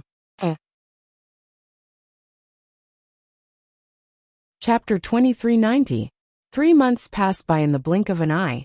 On the Star Road, Qi Han had already reached the final Xian formation. Looking at the final Xian formation beneath his feet, Qi Han let out a long sigh of relief. Not far in front of him, Ruan Jianfeng was looking at him with a complicated expression. This Qi Han actually came here directly. Even though he took longer than Chu Luiyue, his efficiency was already very shocking. One had to know that the seventh divine envoy Jinian Lai also walked from the beginning to the end and entered the illusory god palace through the Star Road. But Chi Han was even faster. At this moment, the number of onlookers on both sides of the Star Road had decreased by a lot. There was only slightly more than a month left before the Heaven Gate closed. Most people only cared about themselves and didn't have the leisure to care about others. The remaining people were basically certain that they had no hope of ascending to the heavens and becoming a god, so they had already chosen to give up. Of course, there were also many Xian masters who hoped to learn something from Chi Han. They hoped that they could be enlightened like Xiao Ran and break through. Of course, this was actually very difficult. After all, there was only one Xiao Ran in the entire illusory god palace. Chi Han didn't care about this at all. He stared at the Xian formation and raised his hand. A stream of light flew out and quickly condensed into a huge halo in front of him. Obviously, he also planned to use Chu Luiyue and Xiao Ran's method to break this last Xian formation. Wang Jianfeng frowned even more. He wasn't a Xian master, but as a divine envoy, he had a certain understanding of the Star Road and Xian formations. Chi Han's performance on the Star Road was simply too shocking. Such talent was definitely above Jinyan Lai's. Also, he was the same as Chu Luiyue. He didn't have a bloodline totem. There was a reason why Chu Luiyue could enter the illusory god palace. Then, Chi Han shouldn't be able to do it, right? Of course he can enter. Chu Luiyue put down the herbs in his hand and smiled. He has already come this far. How can he not come in and take a look? He could complete the Star Road in a few short months. How difficult would it be for him to enter the illusory god palace? Su Li sat opposite her. Looking at her calm expression, she couldn't help but say, "You really can keep your composure." Even I was so excited that I couldn't help but sneak out to take a look a few times. But you didn't go out even once. Those who didn't know better would think that Chi Han was my subordinate. Whether I go or not, the result will be the same. Chu Luiyue said as he put away the medicinal herbs and stood up. Su Li was surprised. "Are you going out?" Chu Luiyue nodded. "I'm going to see Dumpling." Ever since Dumpling left last time, she had not been here. She thought for a moment, and knew that it must have been Yu Qian who gave the order. However, Dumpling couldn't come over, but she could. During this period of time, he had been busy researching the prescription, and had not had the time to take care of Dumpling. He had to go and take a look. Su Li nodded her head and sighed in disappointment. "It's a little boring to be alone." Chu Luiyue raised his eyebrows. Why hasn't Senior Tang Ke come? In fact, she had wanted to ask this question for a long time. Su Li spent most of her time in the illusory god palace. It was reasonable to say that Tang Ku, who was also a refining saint, should have come. However, he didn't. Su Li rested her chin on one hand. He said that he was practicing refining with Sheng Guanjing. It's good that he didn't come, so he won't delay my business. Chu Luiyue said with a smile. It seems that Taizu will break through later. I have to thank Senior Tang Ku and you. Su Li waved her hand. Thank me for what? Chu Luiyue smiled deeply and didn't say anything. Su Li reacted quickly and blushed slightly. Little Yuer, don't talk nonsense. I didn't say anything just now. Su Li's face turned even redder. Chu Luiyue didn't tease her. He said a few more words and left. Chu Luiyue came to the door and pushed it open. Wang Jianfeng heard the sound and looked back. Finally, he couldn't hold back and came to take a look? Or was he worried that Chi Han wouldn't succeed? So he came to guide him? Chu Liyue's gaze swept past the Xian formation in front of Chi Han. Wang Jianfeng said coldly, Sheng Guanyu, even if you've succeeded and Chi Han is your subordinate, you can't help him. Otherwise, all his previous results will be invalidated. Chu Luiyue looked at him in surprise. Fifth messenger, you seem to have misunderstood. Do I have the words help written on my face? Besides, do you think Chi Han needs help? Wang Jianfeng choked. There was really no way to explain this. After all, Chi Han's previous performance was enough to explain everything. Then why did you come out now? Why did you have to come out now of all times? Chu Luiyue smiled warmly. I'm here to cheer for Chi Han. As she spoke, she took a step forward and said to Chi Han, go for it. Then, she really turned around and was about to leave. Wang Jianfeng. Everyone. Did you really only say these two words when you said you wanted to cheer for him? Han nodded. Thank you, master. Wang Jianfeng was also stunned. He subconsciously asked, You're leaving just like that? Chu Luiyue stopped in her tracks. What else can I do? Oh right. She seemed to have suddenly thought of something and turned around to shout. I'll come back later. I'll be back later. If you go in early, go look for Su Li first and wait for me. Yes. Chu Luiyue nodded in satisfaction and smiled at Wang Jianfeng. Fifth messenger, do you have any other questions? If not, I'll leave now. Wang Jianfeng's face was cold as he waved his sleeves fiercely. Chu Luiyue's eyes curved as she left with light footsteps. Chapter 2391. Chu Luiyue walked straight and arrived at Fengming Mountain. As soon as she stepped through the barrier, she was shocked. Because not far away on Fengming Mountain, there were actually several balls of flames burning. Those scarlet gold flames seemed to have surged out from the rocks of the mountain. They were incomparably hot and jumping about in joy. Even the nearby space gradually became distorted under the roasting of the flames. On the top of the mountain, Dumpling was sitting cross-legged with her eyes closed. The vast and astonishing energy of heaven and earth was crazily surging into her body. Even the current Chu Luiyue could faintly feel a trace of danger from the pressure on Dumpling's body. No wonder Dumpling had not made any movements recently. It turned out that she was concentrating on her cultivation. The purest bloodline was indeed extraordinary. In just a few short months, Dumpling's strength had already increased at a terrifying rate. In front of Dumpling, the two-tian baby had already grown 6 leaves. At this moment, the green leaves were moving with the wind. As they continued to devour the surrounding energy, they urged a portion of the energy to rush into Dumpling's body at an even faster speed. Chu Luiyue watched intently. Dumpling and this two-tian baby, in a sense, could be considered to have achieved each other. Seeing that Dumpling was at the critical moment of her cultivation, Chu Luiyue did not step forward. She only stood where she was and waited quietly.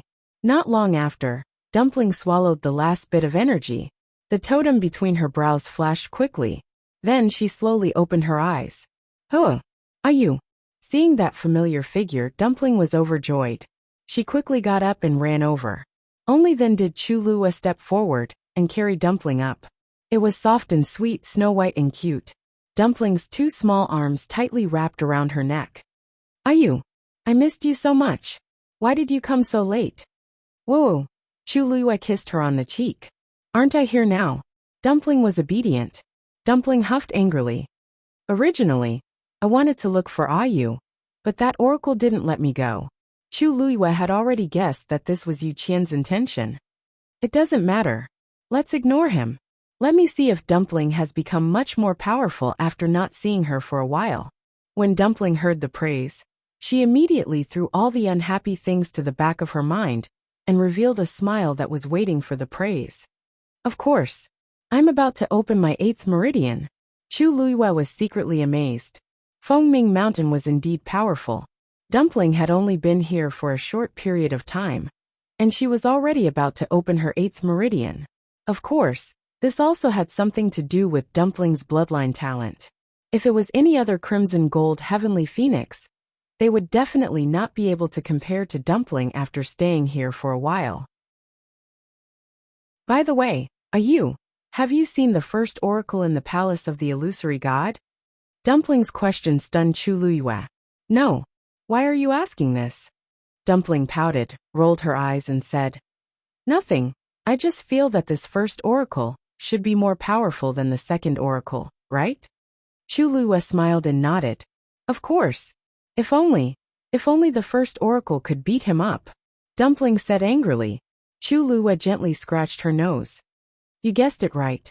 Some time ago, the second oracle knelt in front of the first oracle's door for 3 days. Dumpling's eyes widened. Really? Why? No one knows the reason, but the punishment was indeed given. And since then, the second oracle has stopped a lot. Anyway, she hadn't seen him for a while. It was understandable. Everyone in the palace of the illusory god knew about his kneeling. No one would want to go out at this time. Dumpling snorted. How is kneeling for 3 days enough? If she had the chance, she would teach him a lesson sooner or later. Chu Liyue said. Chi Han is about to finish the star path. Do you want to go with me? Dumpling immediately became happy. Okay.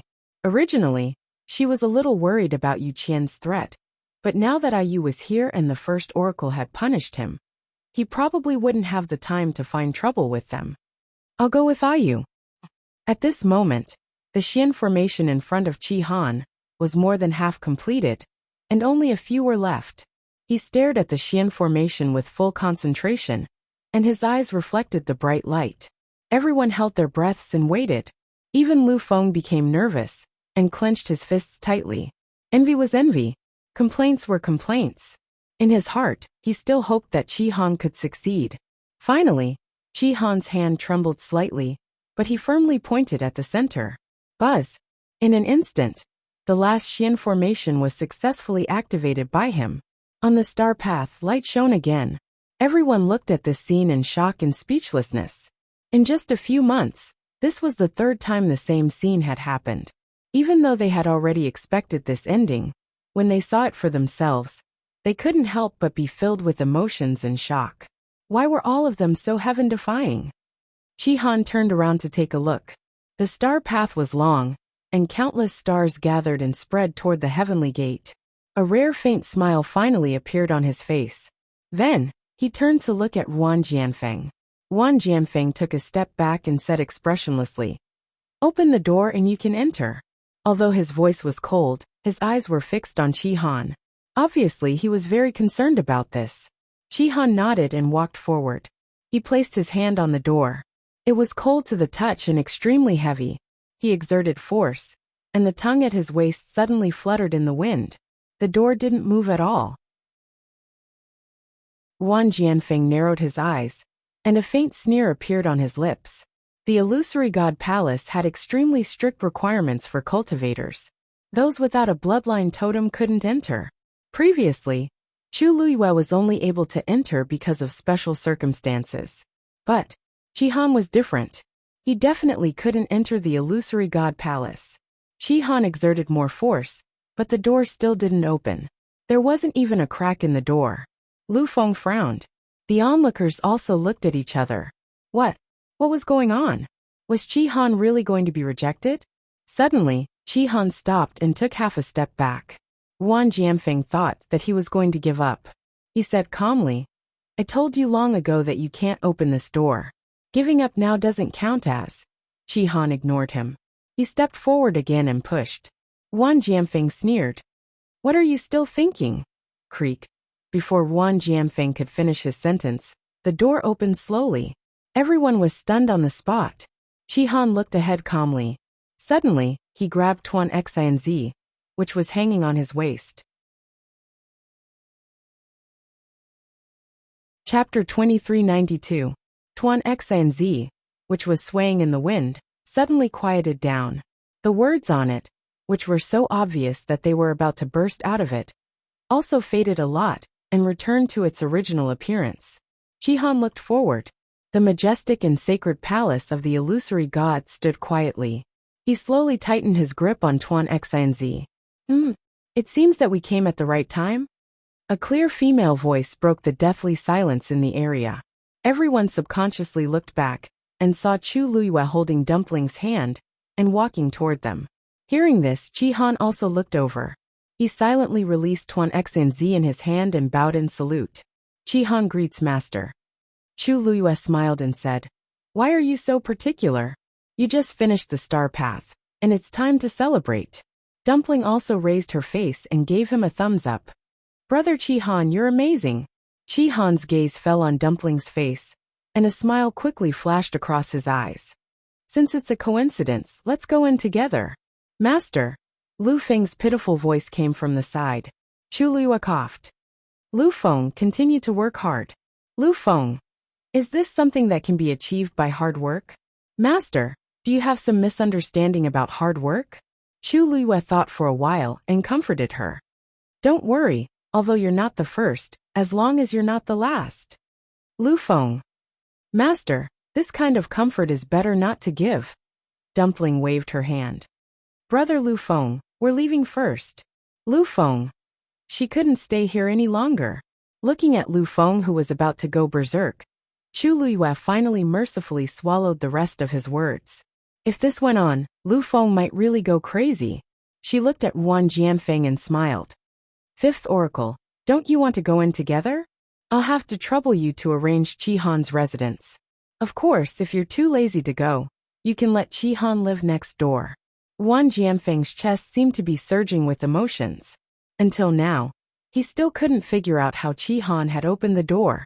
But now was obviously not the time to pursue these matters. He didn't reply to Chu Luiyue and walked inside with a sullen face. At this moment, a familiar voice came from behind. Wait. Chu Luiyue turned his head and said in surprise, Hongyu? Why are you here? Suddenly, her voice paused as she looked at Mu Hongyu. Her eyes were filled with shock. Mu Hongyu seemed to be different from before. On the surface, Mu Hongyu did not seem to have changed. However, when she walked over, the surrounding space actually flowed slowly with her. Every movement of hers seemed to be exceptionally relaxed and natural. It was like a gust of wind moving freely. She was clearly not walking fast, but in the blink of an eye, she was already in front of everyone. Most importantly, it didn't cause the slightest energy fluctuation. You broke through? Chu Luiyue asked in surprise. Mu Hongyu's almond-shaped eyes sparkled. Yes. I came to find you as soon as I succeeded. I didn't expect to meet you here. As she spoke, she looked at Yuan Jianfeng. Fifth Divine Envoy, let's go in together? Since she had reached the Mahayana realm, she naturally had the right to enter the illusory god's palace. Even Yuan Jianfeng, who had seen many big scenes, was shocked at this moment. Mu Hongyu blinked. Fifth Divine Envoy, I won't stop you from entering, right? Do I have to open the door myself? But I can go through the door directly, so I don't have to, right? Yuan Jianfeng's eyelids twitched violently. It took him a lot of effort to suppress the emotions in his heart. He turned around without saying a word and walked towards the illusory god's palace. Chu Luiyue raised her chin at Mu Hongyu and smiled. You came at the right time. Let's go in together. Mu Hongyu and Qi Han chose to sit next to Chu Luiyue without hesitation. Yuan Jianfeng agreed very quickly and left in a hurry without saying anything. The situation had exceeded his expectations. He had to discuss with the other divine envoys as soon as possible on how to deal with it. Mu Hongyu shrugged at Yuan Jianfeng's back. He left so quickly.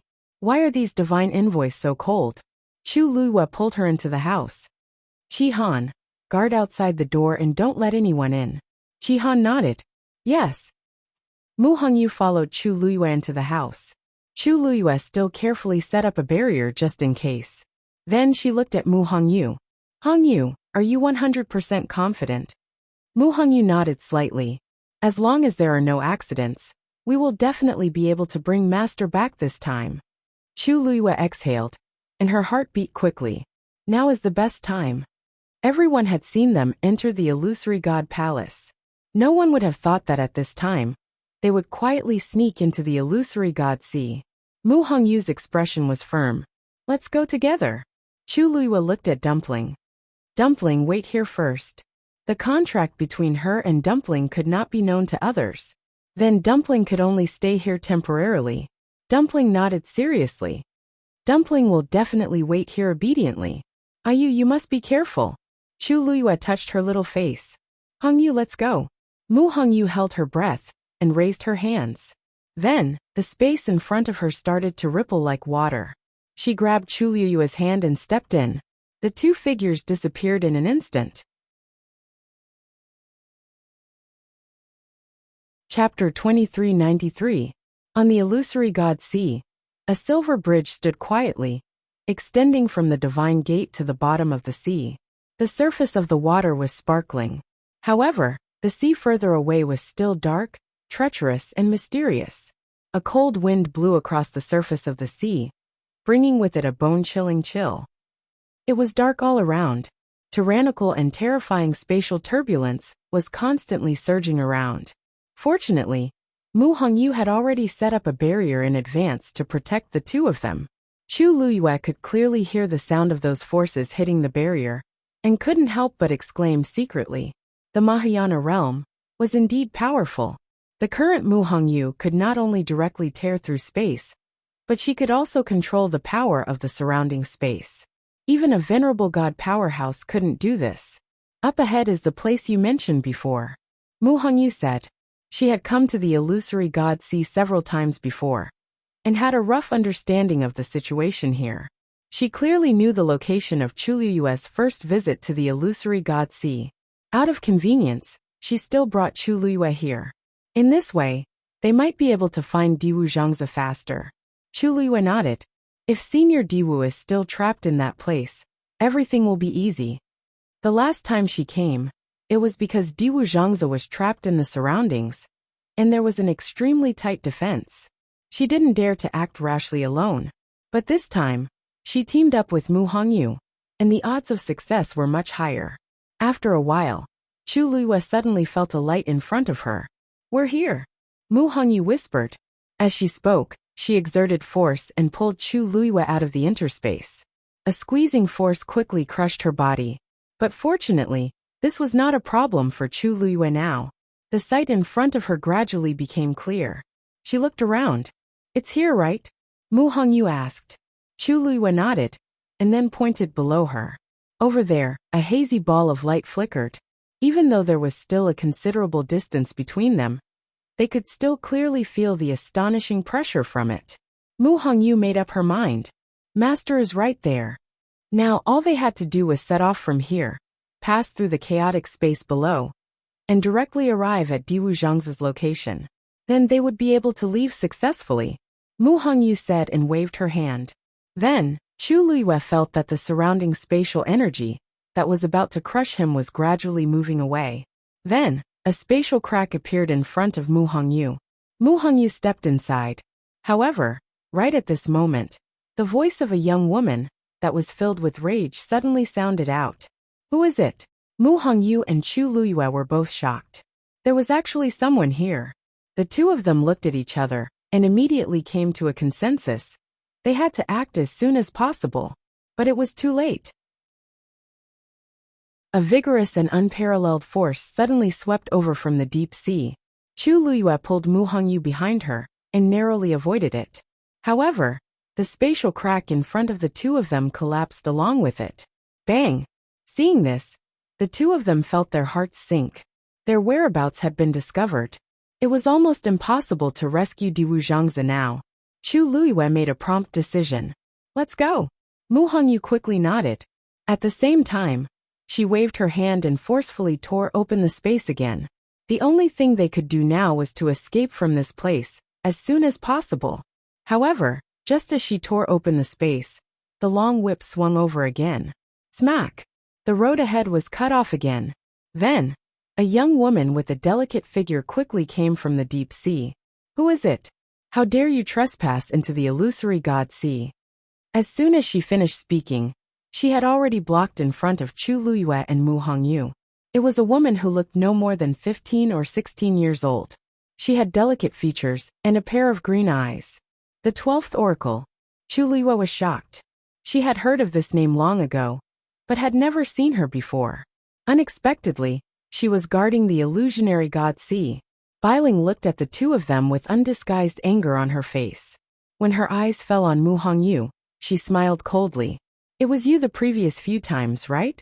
Humph, I've been waiting for you for a long time." Chuluyue's heart sank. The 12th Oracle was hiding her strength, and had obviously been waiting here for a long time. It would be difficult to leave this place smoothly. "You two are really bold. How dare you trespass in the illusionary god sea?"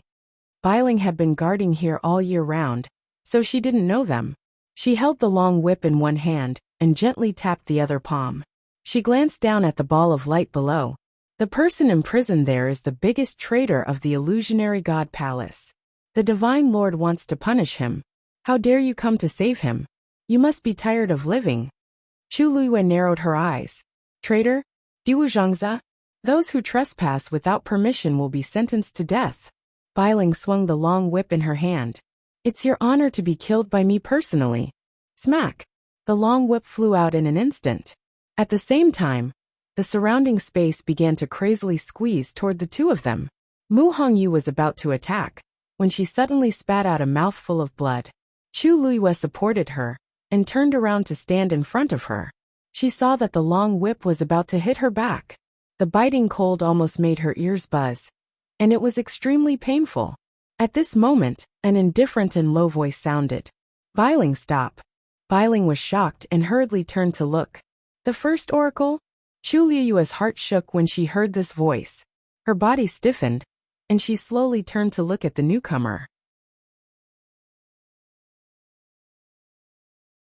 Chapter 2394. The sea was cold, and the waves were surging. The sound of the long whip seemed to be echoing in her ears. Chu Luiyue stared blankly at the person not far in front of her. For a moment, she almost thought that she was in a dream, and that everything was just an illusion. When Mu Hongyu heard the commotion, she was also shocked and hurriedly looked up. "The first oracle is here?" When that person's face came into view, Mu Hongyu's voice also stopped abruptly. She almost subconsciously looked at Chu Luiyue. Her lips moved slightly as if she wanted to say something, but she didn't know how to start. There was silence all around. Chu Luiyue could even clearly hear the sound of her heart beating. Her fingertips curled slightly, and a chill came out of nowhere and wrapped around her. This person was so familiar, yet so unfamiliar. His features were handsome, and his figure was tall and straight. Wearing a well-cut grayish-blue robe, he had a bit of a cold and noble aura that people could only look up to and not climb. He was indeed very different from how he looked in her memory, but his eyes were so familiar, as if they were carved into her heart like a knife. She fixed her gaze on the person in front of her, and the corners of her lips gradually raised into a faint smile. But there was no smile in those starry eyes. Instead, it seemed to be covered with a faint layer of mist, making it difficult to see clearly. She said softly, "Mu Qinghe, is it fun to lie to me?" The palace of the illusory god. Dumpling was alone in the room. She touched the teacup, touched the table, and even opened the jade bottles on the bookshelf to smell them. When there was nothing else to play with, she finally lay straight on the bed. Her whole body stretched out like the Chinese character. Looking at the curtain above, she mumbled, "So boring." Knock knock. Someone knocked on the door suddenly from outside. Dumpling suddenly jumped up. "Are you his back?" But just as she ran to the door, she suddenly stopped. "That's not right.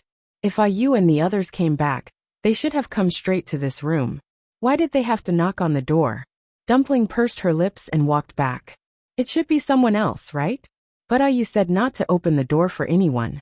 Chi Han was outside. He would definitely stop them. Sure enough, the knocking sound disappeared. Dumpling lazily walked back and climbed onto the bed. Suddenly, there was another knock on the door. Most importantly, he was knocking on the door. Dumpling frowned in confusion. "Who?" Chi Han's voice sounded. "Dumpling, someone's looking for you." Dumpling was dumbfounded. "Looking for me?" At this time, who would come looking for her? She thought for a while, but couldn't come up with an answer. But Chi Han seemed to have let them in? That shouldn't be a problem, right? Thinking of this, Dumpling shouted, "He's here!" With that, she ran to open the door. Creak! The door opened a crack. Dumpling poked her head out and looked around vigilantly. "Brother Chi Han, who's looking for me?" Chi Han looked down at her little head and reminded, "Look up." "Ah!" Dumpling looked up instinctively. Chi Han was standing in front of the door, looking at her helplessly. "Who?" Whoosh! Before she could finish, a green shadow pounced on her. Before Dumpling could see anything clearly, she felt two claws grabbing her hair tightly.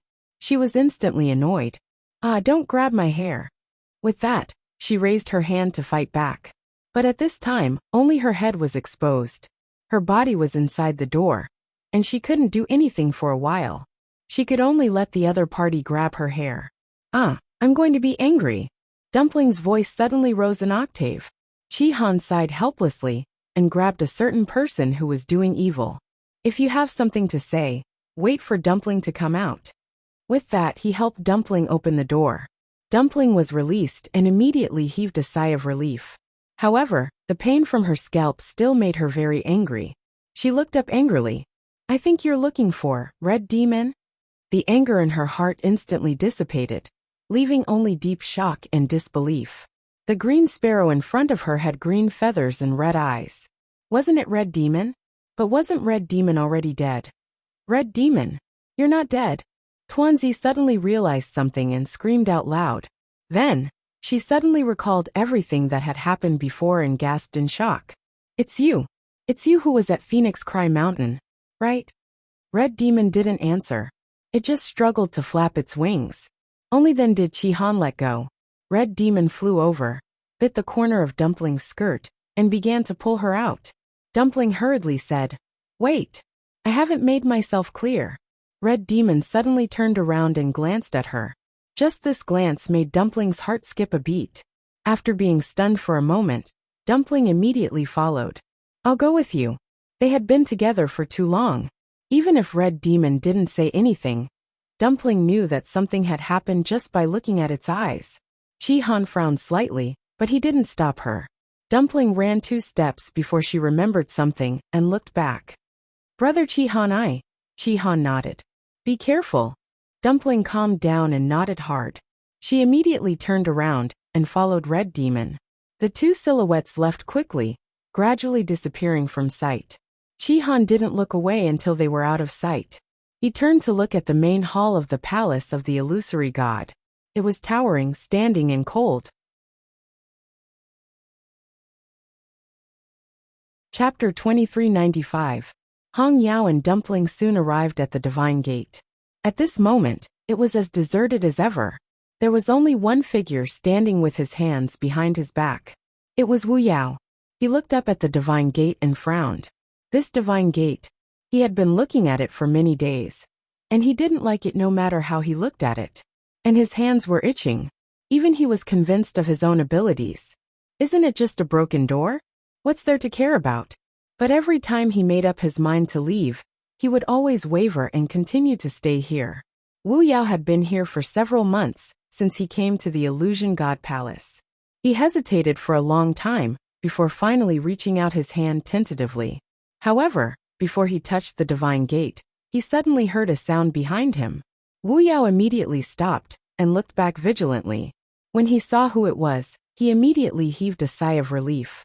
"Dumpling, why are you here?"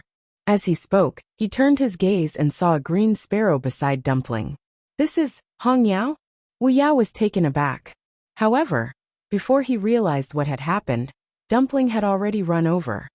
"Brother Wu Yao, get out of the way." Wu Yao subconsciously took a step back and hurriedly reminded her. "Dumpling, wait here."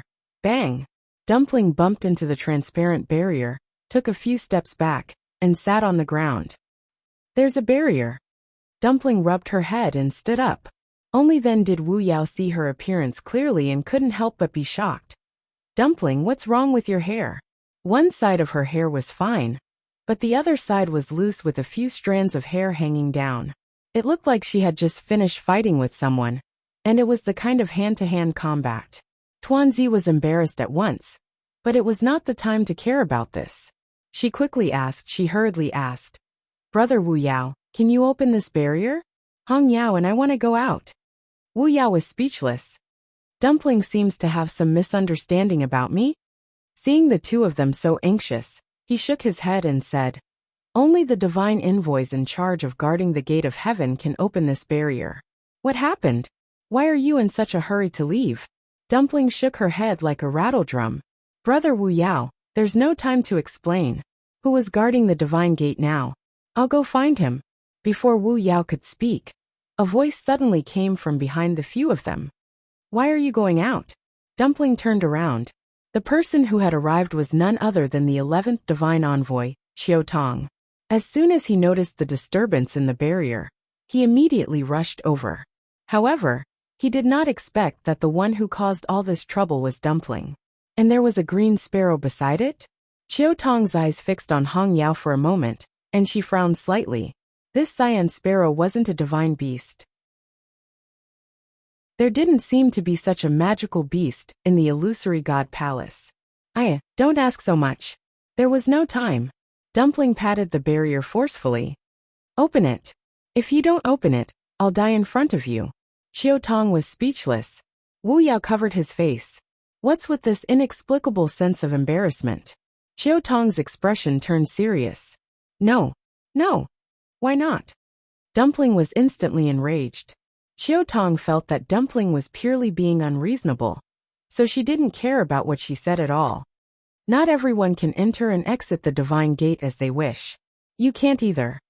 Dumpling glanced at Hong Yao, then immediately gritted her teeth, and the pressure around her suddenly erupted. Bam! A ball of reddish gold flames instantly flew out and landed heavily on the barrier. Boom! A loud sound spread far and wide. Flames burned wildly in Dumpling's eyes. Are you going to open it or not? Illusory God Ocean. Chu Liyue's voice was very soft, but everyone heard it clearly. Bailing's expression immediately turned cold, and her long, shapely eyebrows furrowed. How dare you? How dare you call the name of the first divine envoy directly? Chu Liyue laughed as if she had heard a joke. She tilted her head and looked at Mu Qinghe. Mu Qinghe, tell her, do I have the right to call you that? Bailing turned her wrist and was about to attack again. I think you really don't know who you are. In the Illusion God Palace, even the second divine envoy, Yu Qian, didn't dare to speak to the first divine envoy in such a tone. And this woman was too arrogant. A hand suddenly reached out and blocked Bailing's long whip. He didn't seem to use much strength, but Bailing instantly felt that the long whip was tightly clamped, and she couldn't move it at all. Bailing, don't you understand what I just said? Mu Qinghe said lightly, but her tone was unquestionable and domineering. Bailing was shocked, and a deep sense of respect flashed across her eyes. She immediately took a step back and said, Bailing doesn't dare. Only then did Mu Qinghe toss the long whip over. Bailing hurriedly caught it, and didn't dare to say another word. She looked at Chu Liyue in shock. This woman knew the first divine envoy, and they seemed to have a close relationship. Otherwise, she wouldn't have dared to speak to the first divine envoy like that. But this woman seemed to have just come from the outside. How could the first divine envoy interact with such a person? Mu Qinghe looked at Chu Liyue. Indeed, it had been a long time since they last met. Compared to before, she was even more beautiful. Even in the dark and cold bottom of the sea, she was still as dazzling as a pearl. After a long while he finally said, the day Diwu Zhangzi betrayed the Illusion God Palace, it was destined that this would happen. The Mahayana realm is indeed not bad, but you've probably forgotten that Diwu Zhangzi is also in the Mahayana realm. If even he can't escape from here, it's even more impossible for you. Mu Hongyu bit her lip.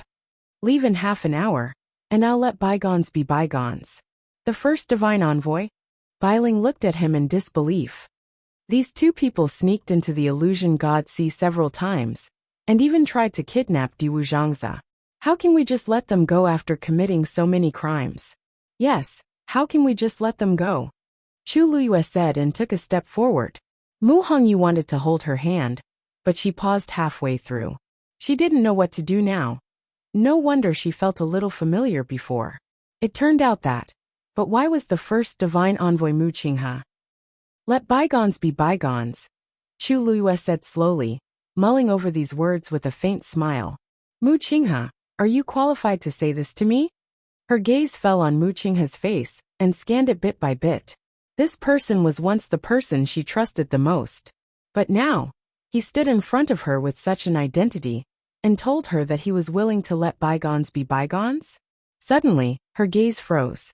There seemed to be a burn mark on the side of Mu Qinghe's ear. Was it left behind by the fire? Then, she looked into his eyes, as if she wanted to find an answer from those eyes that were as calm and indifferent as a dark pool. You haven't answered my question.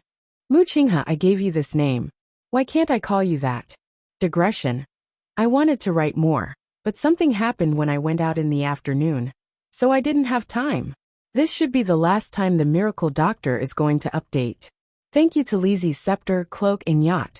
Thank you to Hoof 36 Lulu. Thank you to a certain cloak whose name is a string of messy WeChat characters, but is at the top of the fan list.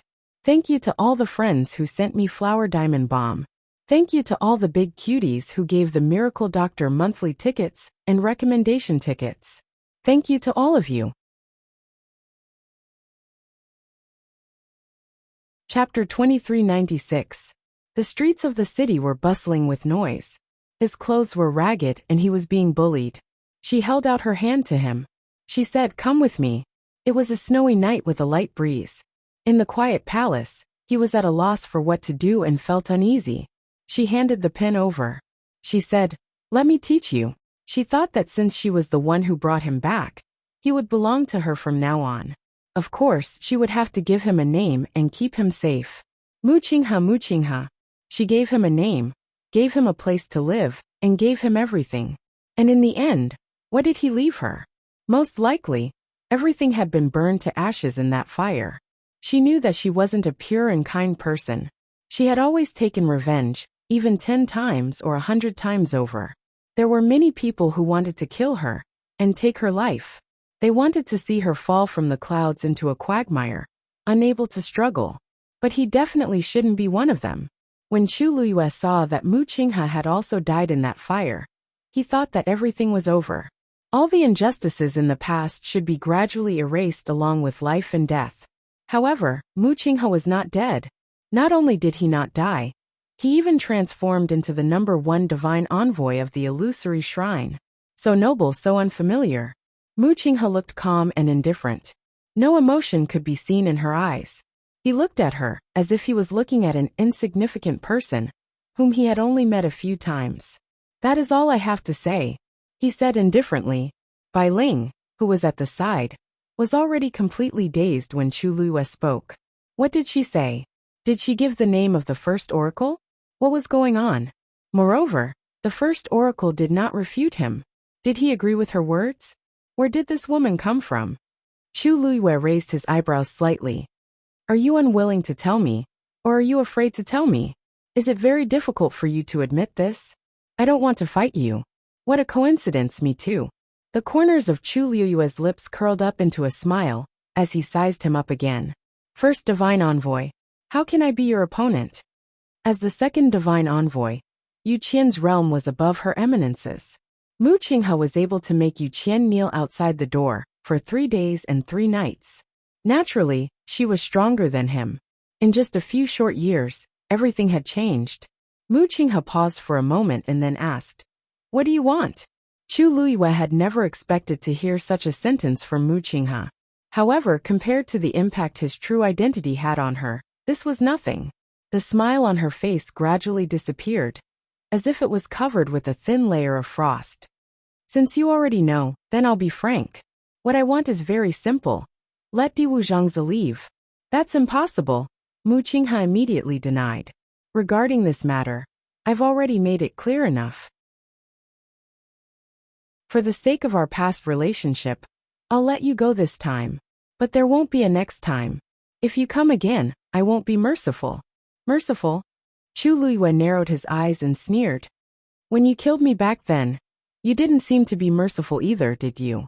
Mu Qinghe's hands slowly clenched by her sides. Chu Luiyue stared at her with a half-smile. "I must save Di Wuzhangzi. If I don't succeed this time, there will be a next time, and a time after that. Since the illusory god ocean is under your control, then, I think, why don't we act today and get rid of all future troubles?" She raised her head slightly, revealing her slender and fair neck. "Mu Qinghe, if you have the ability, kill me again." Mu Qinghe's eyes seemed to surge with emotions, but they quickly disappeared. He stared at her and said slowly, "Do you think I don't dare?" As soon as he finished speaking, he flicked his wrist, and a sharp sword appeared in his palm. Swoosh! The cold blade was pressed against her neck. "Mu Qinghe!" Mu Hongyu immediately exclaimed. "Are you crazy?" Although she didn't know much about Mu Qinghe, she knew a little. In the Tianling dynasty, who didn't know that Mu Qinghe was groomed and promoted by the princess? She was shocked for a long time when she heard that Mu Qinghe had betrayed Chu Luiyue, because she couldn't understand how Chu Luiyue could do such a thing when he treated such a person with sincerity. Even now, he had become the first oracle, but he still wanted to attack Chu Luiyue. Mu Qinghe ignored Mu Hongyu. Chu Luiyue suddenly laughed, but there was no surprise in his eyes. "Hongyu, why are you so shocked? It's not the first time he's done this. Maybe it'll be easier this time."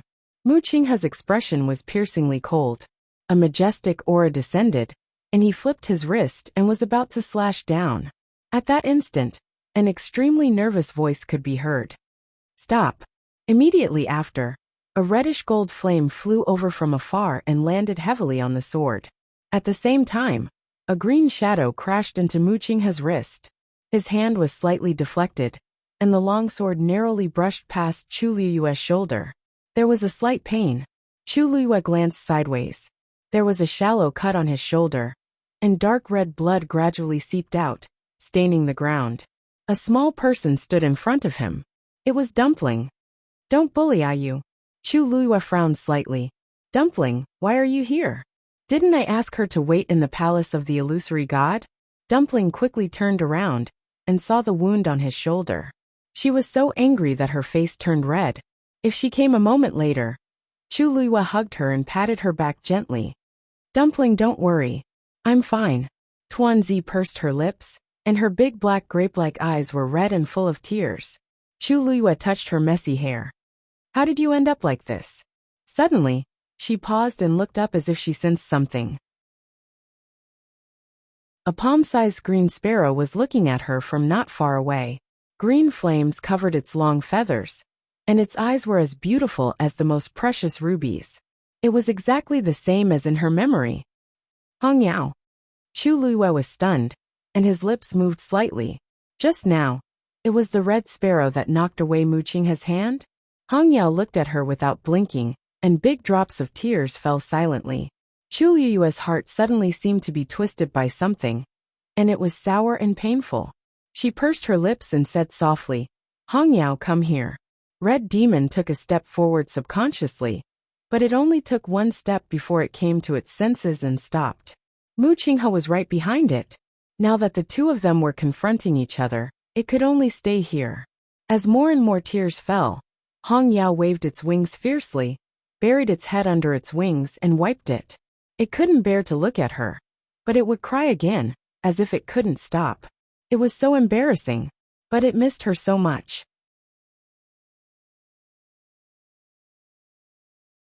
Chapter 2397. Mu Qinghe's gaze fell on Hong Yao, cold and indifferent. "Hong Yao." Hong Yao suddenly turned around and looked at him angrily. Why did he attack? Mu Qinghe's gaze was as cold as ice, chilling to the bone. The first divine envoy, Qiu Tong, who had followed behind Dumpling and Hong Yao, looked at the scene in front of him in shock. What was going on? The first divine envoy was actually here. Although the illusionary god Ocean was indeed under his control, hadn't he always stayed in his courtyard all these years and never went out? It was said that even when he punished the seventh divine envoy, Jinyan Lai, he only sent out a wisp of his aura and didn't appear at all. But now, this was clearly the first divine envoy himself. Beside the first divine envoy stood Bailing. Qiu Tong knew that she had been guarding the depths of the illusionary god Ocean, so he wasn't surprised to see her. But the key point was the two women standing in front of the first divine envoy. "Sheng Guanyu? Mu Hongyu, why are you here?" Mu Qinghe glanced at him. "Qiu Tong, you're really competent as the Heavenly Gate Guardian." Qiu Tong's heart skipped a beat. Qiu Tong is incompetent. Countless guesses instantly surged in his mind. Could it be that Mu Hongyu had broken through to the Mahayana realm? That was the only way the two of them could come to the illusionary god Ocean so quietly. Moreover, they actually alarmed the first divine envoy. "Just take it as a warning to you. If you don't believe me, you can try again," Mu Qinghe said coldly. These words were obviously directed at Chu Liyue. Chu Liyue's lips curled into a sneer. "Okay." Mu Hongyu stepped forward and grabbed her arm. "Liyu, let's go back first." The current situation definitely couldn't continue. They could only leave this place first and think of another way later. Looking at Mu Qinghe's posture, he would really do it. Chu Liyue hugged Dumpling tightly and glanced at Mu Qinghe. "I will take back what belongs to me." Mu Qinghe did not say anything. Mu Hongyu tore open a spatial crack and pulled Chu Liyue away. Even though Mu Qinghe and the others had already found out about it, the fewer people who knew about it, the better. Seeing the two of them leave so openly, Bailing finally couldn't hold back anymore and said, "First Oracle, are you really going to let them go just like that?" They were so arrogant and unbridled. Not to mention her. They did not even put the first divine messenger in their eyes. Could it be that the first Oracle's heart had softened? Just because of that Chu Liyue? Bai couldn't figure it out. As oracles, they had always been high and mighty. When had they ever been provoked like this? Especially since the person being targeted was the first oracle with the highest status. Mu Qinghe glanced at her. Bai heart skipped a beat, and she quickly swallowed the rest of her words. She was also muddle-headed to dare to question the first oracle in front of her. I don't want to hear about what happened today from anyone else, understand? Bai and Qiu Tong understood and immediately said, yes. Mu Qinghe put away his sword and looked at Hong Yao. Hong Yao ignored him and quickly turned to leave. Mu Qinghe frowned slightly, but he didn't say anything. The water rippled, and his figure quickly disappeared. Farewell, first oracle. After a while, after confirming that Mu Qinghe had indeed left, Bai and Qiu Tong heaved a sigh of relief. The two of them looked at each other with complicated expressions. What happened just now? Qiu Tong asked. Bailing's face was cold. What else could it be? Those two secretly came several times before, trying to kidnap Diwu Zhangzi. I already knew something was wrong, so I waited here. When I finally caught them, and was about to kill them, the first oracle came. Moreover, the two women seemed to know the first divine emissary, especially the one in red. Shang Guanyu. Yes, it's her. She seemed to have a close relationship with the first oracle. But I didn't know what was going on after listening for a long time. After the first oracle warned them, he planned to let them go. I tried to stop him, but the first oracle warned me. Qiu Tong frowned. The first oracle is protecting them like this? Bai thought for a while and said, not really. After all, the first oracle had already attacked just now, but he was stopped by the crimson gold sky phoenix and the blue sparrow. You know what happened after that? I'm sure that they did have dealings with each other. I just don't know what happened. It was extremely difficult to find out if it was related to the first oracle. Right, speaking of the blue sparrow, I don't remember the first oracle having a contract with a fiend beast. When I saw the blue sparrow at the gate of heaven, I was wondering when there was one in the illusion god palace. So it's with the first oracle? Bai was annoyed. How would I know? It was obvious that there was something wrong here. If the first oracle wanted to hide it, who would know? Qiu Tong frowned. I still think there's something fishy about this. There were so many problems in the past, but the first oracle didn't show up. Why did he come this time? And he even ordered us to keep quiet about what happened today. Was there really no other reason? Bai didn't think so. This is the illusion god ocean. The first oracle has been in charge of it for 10,000 years. Now that something happened, isn't it normal for him to come? Moreover, Shang Guanyu and the other two had quietly crossed the divine gate and arrived here. They had almost kidnapped Diwu Zhangzi. If this gets out, not only you and me, but also the first oracle will be criticized. Do you want to make a big deal out of it? Qiu Tong quickly waved her hand. How is that possible? I just think it's a little strange, so I said it casually. However, what you said is not without reason. It involves Diwu Zhangzi and the illusion god ocean. It's normal for the first oracle to be cautious. Forget it. Anyway, the first oracle has already said that if they come again, they will be punished severely. Let's just do our job. Bai turned and dived into the depths of the sea. Qiu Tong stayed for a while and finally left. Chu Luyue and the others soon returned to the illusion god palace. She put Dumpling down and poured a cup of tea for herself and Mu Hongyu. Finally, she sat down and treated the wound on her shoulder. The wound wasn't deep, but Mu Qinghe's current cultivation level was very high. The power contained in the sword couldn't be underestimated. The room was quiet. Mu Hongyu held the teacup and looked up at Chu Luyue from time to time. Chu Luyue looked calm. After treating the wound, she went to comb Dumpling's hair. Red Demon caught you? She asked. Tuanzi said in a low voice. Chu Luyue nodded and tied the red rope again. Mu Hongyu finally couldn't help but ask in a low voice. Luyu, you're not angry?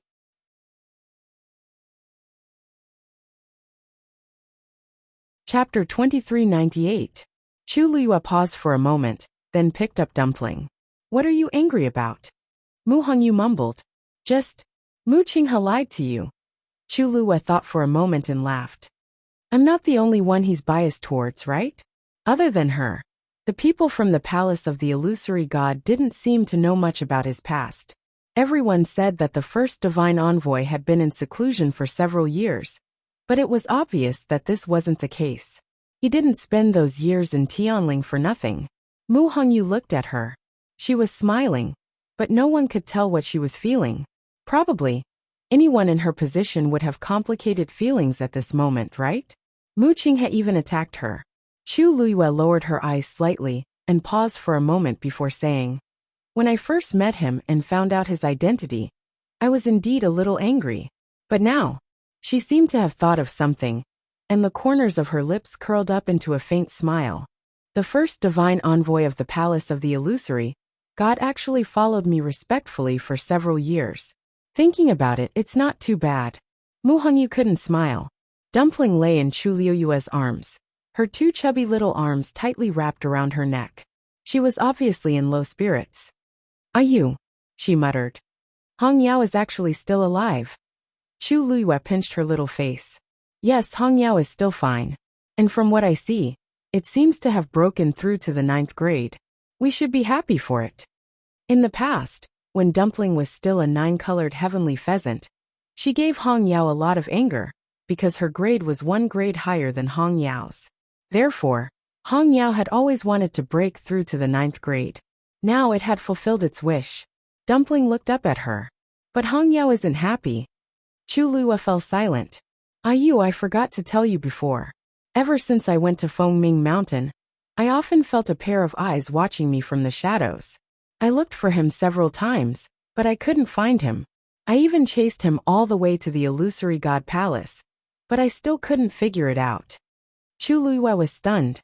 "Are you talking about the first time I entered the palace of the illusory god?" "Yeah." Dumpling pouted. "I saw the shadow enter the residence of the first oracle. I knocked on the door for a long time, but they didn't open it for me. At that time, I was really angry, but..." Chu Luiyue immediately understood. "That shadow is Red Demon?" Dumpling nodded. "I didn't know it was Hong Yao until today, when Hong Yao took the initiative to come here." "Hong Yao came to find you?" "Yes. If it wasn't for it, I wouldn't have known that you were in such danger in the illusionary god sea. Later, Hong Yao and I wanted to go out, but that oracle didn't agree no matter what. I said that I wanted to break the barrier, and he reluctantly agreed." Mu Hongyu shrunk her neck in silence. Break the barrier. Only Dumpling could do such a thing. Chu Luiyue was deep in thought. Hong Yao took the initiative to find Dumpling? Dumpling suddenly turned over and jumped down from Chu Liuyue's arms. She hugged her arm and asked eagerly, "Ayu, let's go and get Hong Yao back." "Okay." Chu Luiyue sighed softly. After all, it's Mu Qinghe's magical beast. Dumpling was indignant. He's already the first oracle. What kind of divine beast can't he want? Is Hong Yao, a 9th grade magical beast, still missing? Chu Liuyue's eyes flickered slightly. Puff! Hong Yao flew back to the courtyard and plunged into the pile of fallen leaves. Then, Mu Qinghe's figure slowly appeared in the courtyard. He didn't even look at Hong Yao.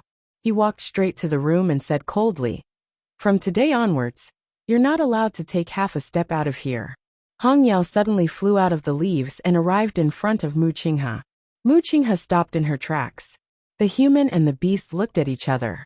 Perhaps because it had just cried, Hong Yao's eyes were particularly clear. At this moment, there was still anger in its eyes that hadn't dissipated.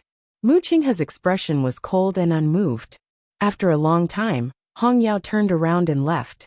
Mu Qinghe pushed the door open and entered. Chi Han stood outside the door and watched quietly. Finally, there was the sound of the door opening. He looked back and saw Mu Hongyu walking out of the room.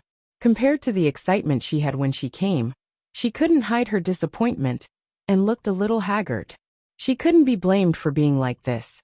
She had always thought that after breaking through to the Mahayana realm, she could successfully rescue Diwu Zhangzi. Who knew that things would develop to this point? Mu Qinghe already knew their plan and would definitely guard him more strictly in the future. It would be extremely difficult to rescue Diwu Zhangzi again. He was the first oracle. It was obvious that he was on the palace of the illusory god's side.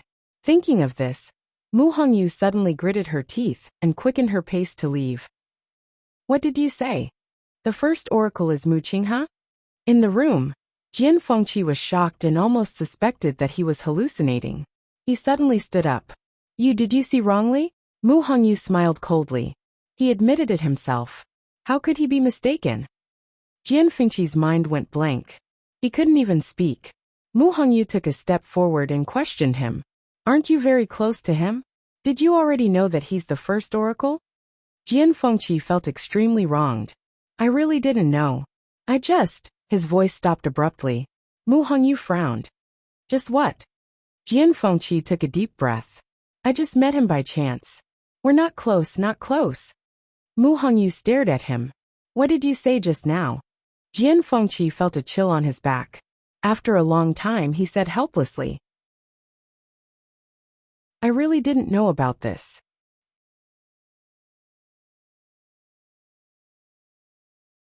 Chapter 2399. Mu Hongyu looked at him suspiciously. Jian Fengqi raised his hand.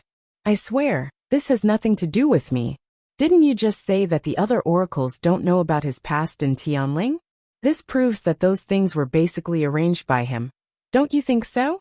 Mu Hongyu thought about it carefully, and gradually let go of her suspicions toward Jian Fengqi, as she coldly snorted.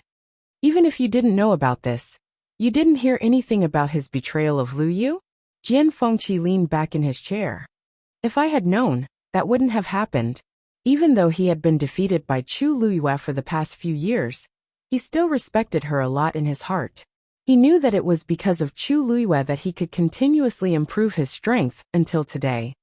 It's just that, Jian Fengqi hesitated. Half a month before the incident, he had been in seclusion. I went to find him several times, but he refused to see me. At that time, I didn't care, but who knew? Mu Hongyu sneered. He planned this a long time ago, so it's not strange that this would happen. That's right. He planned this all along. Jian Fengqi tapped his hand on the armrest. I only realized this later on. I even think that even if Jiang Yuqing and Sheng Guanwan didn't exist, he would still do it. Mu Hongyu pursed her red lips. I know he did it for the zither score. After all, she was the first oracle of the illusory god palace. Wasn't that easy to explain? Jian Fengqi asked. At that time, the zither score had already recognized her as its owner. If he really wanted it, he could have just taken her back to the illusory god palace. Why did he have to be so ruthless? Mu Hongyu was stunned. Moreover, don't forget, the princess has never really died. Ayu, why do you think he went through so much trouble? Dumpling was lying on her stomach on the bed. She rested her chin on her hands with a blank expression on her face. Furthermore, since he is the first divine envoy, why would he listen to Mo Shiqian? Mo Shiqian was the sixth oracle. Logically speaking, his status and power were far inferior to Mu Qinghe. But at that time, Mu Qinghe did suffer a lot from Mo Shiqian. That can't be fake. If he wanted to put on an act for you, he didn't have to do that. After all, he had already made a move on you. Since they had already shed all pretenses of cordiality, there was no need to put on such a boring show. There was really no need for that. Chu Luyue sat by the window with a chessboard in front of him, and a chess piece in his hand. Hearing Dumpling's words, her eyes flickered. In fact, she was also thinking about this problem.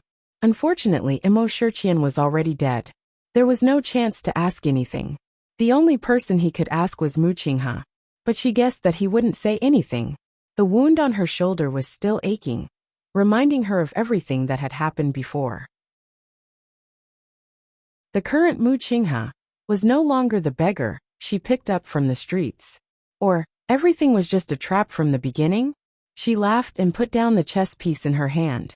Pa, the 11th and 12th oracle don't know about Mu Qinghe's past in Tianling. Then it's normal that Mo Shiqian doesn't know. Judging from Mo Shiqian's reaction at that time, he definitely didn't know about Mu Qinghe's true identity. Dumpling suddenly understood. Ah, that's true. Then could it be that he doesn't know either? Chu Luyue lowered her eyes and was silent for a long time before saying, I don't know either. She was full of doubts about everything about Mu Qinghe. She couldn't guess what was true and what was false, and she didn't want to guess. In short, he only has one identity now.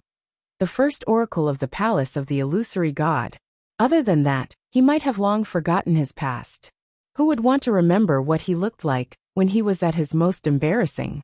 Even if it was a disguise, for someone like the first oracle, he probably didn't want to leave any memories of those years when he bowed and groveled beside her. Tuanzi turned over and lay on her back on the bed. Her two short legs kicked here and there. I really want to find him and ask him about it. Ah, if it doesn't work, it's good to release Hong Yao. Chu Luiyue reminded her. Now that he has regained his identity, Hong Yao probably won't come again. In the past, when everyone didn't know the inside story, Hong Yao could still secretly go to Fengming Mountain to see Dumpling. But now, the naked truth was in front of them.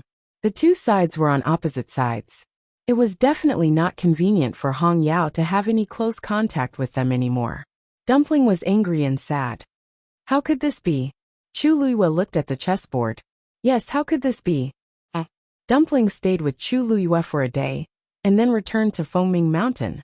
After experiencing this incident, she once again deeply felt that her strength was still not enough. Mu Qinghe had already become the first god's messenger, and even injured Ayu. She had to become more powerful as soon as possible. Chu Luiyue went out for a walk, and found that no one knew what happened in the illusory god sea. Obviously, Mu Qinghe had suppressed the news. There was only 1 month left before the gate of heaven closed. The streets were deserted, but there were many more people on the star path. At the last moment, the Xian masters who felt that they still had some hope had already begun to take action. When Chu Luiyue walked by the star path and took a look, he had already determined the outcome of these people. Previously, Mu Yafeng did not succeed with Jin Yunlai's help, let alone these people. However, Chu Luiyue finally understood why Jin Yunlai could not help but help Mu Yafeng. This star path was indeed too difficult for these Xian masters. If not a single person succeeded, then his face would not look too good when the time came. In fact, Jin Yunlai had long seen that Chu Luiyue's talent was higher than Mu Yafeng's. If he could place his hope on Chu Luiyue, he probably would not have fallen to today's end. Unfortunately, because Chu Luiyue did not have a bloodline totem, he had always been biased and missed the last and only opportunity. Chu Luiyue returned to the previous courtyard. Just as she pushed the door open and entered, a handsome and charming face came into view. She was stunned. Rong Xiao.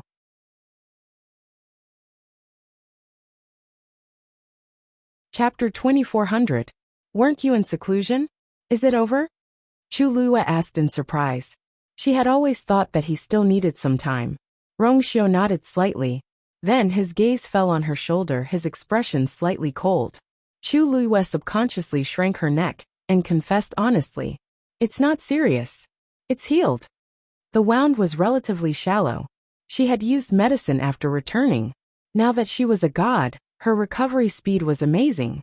She was almost healed by now. She didn't take the wound too seriously, but Rong Xiao happened to come out of seclusion. With his sensitivity, it was basically impossible to hide it from him. So Chu Luiyue immediately chose to confess. Rong Xiao reached out and pulled her back into the room. Sensing the low pressure from him, Chu Luiyue obediently quieted down. Her past experience told her that it was better to stay put at this time. After taking her back into the room, Rong Xiao turned around and closed the door.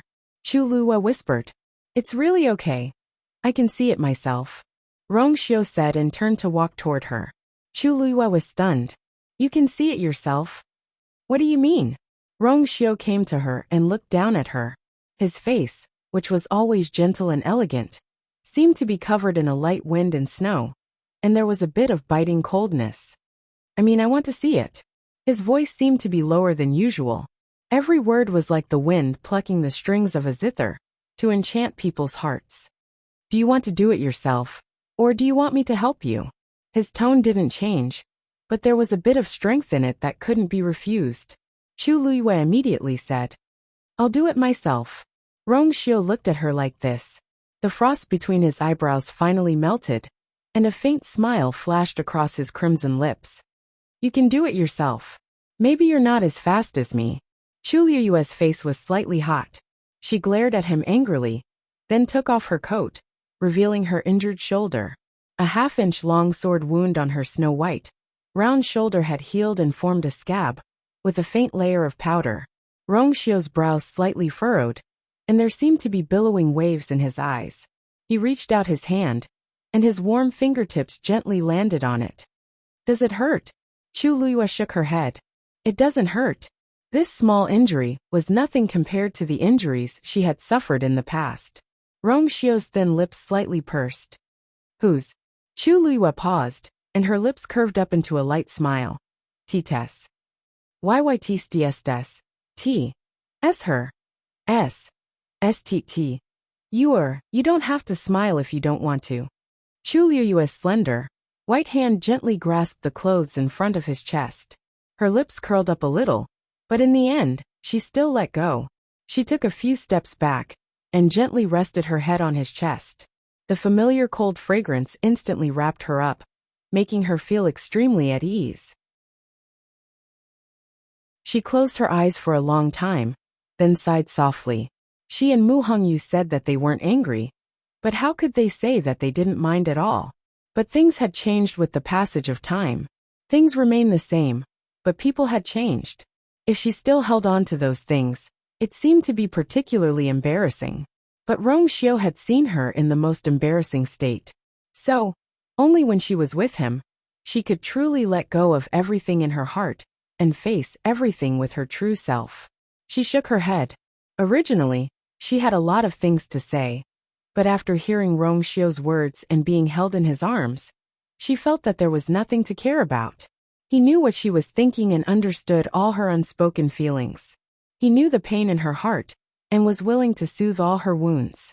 She hugged his lean waist and said softly, Rongxio, fortunately I have you. He wouldn't lie to her, hide from her, and always be by her side. At this moment, she was resting her head on his chest, so she didn't see the golden and dark flames that instantly rose in his eyes.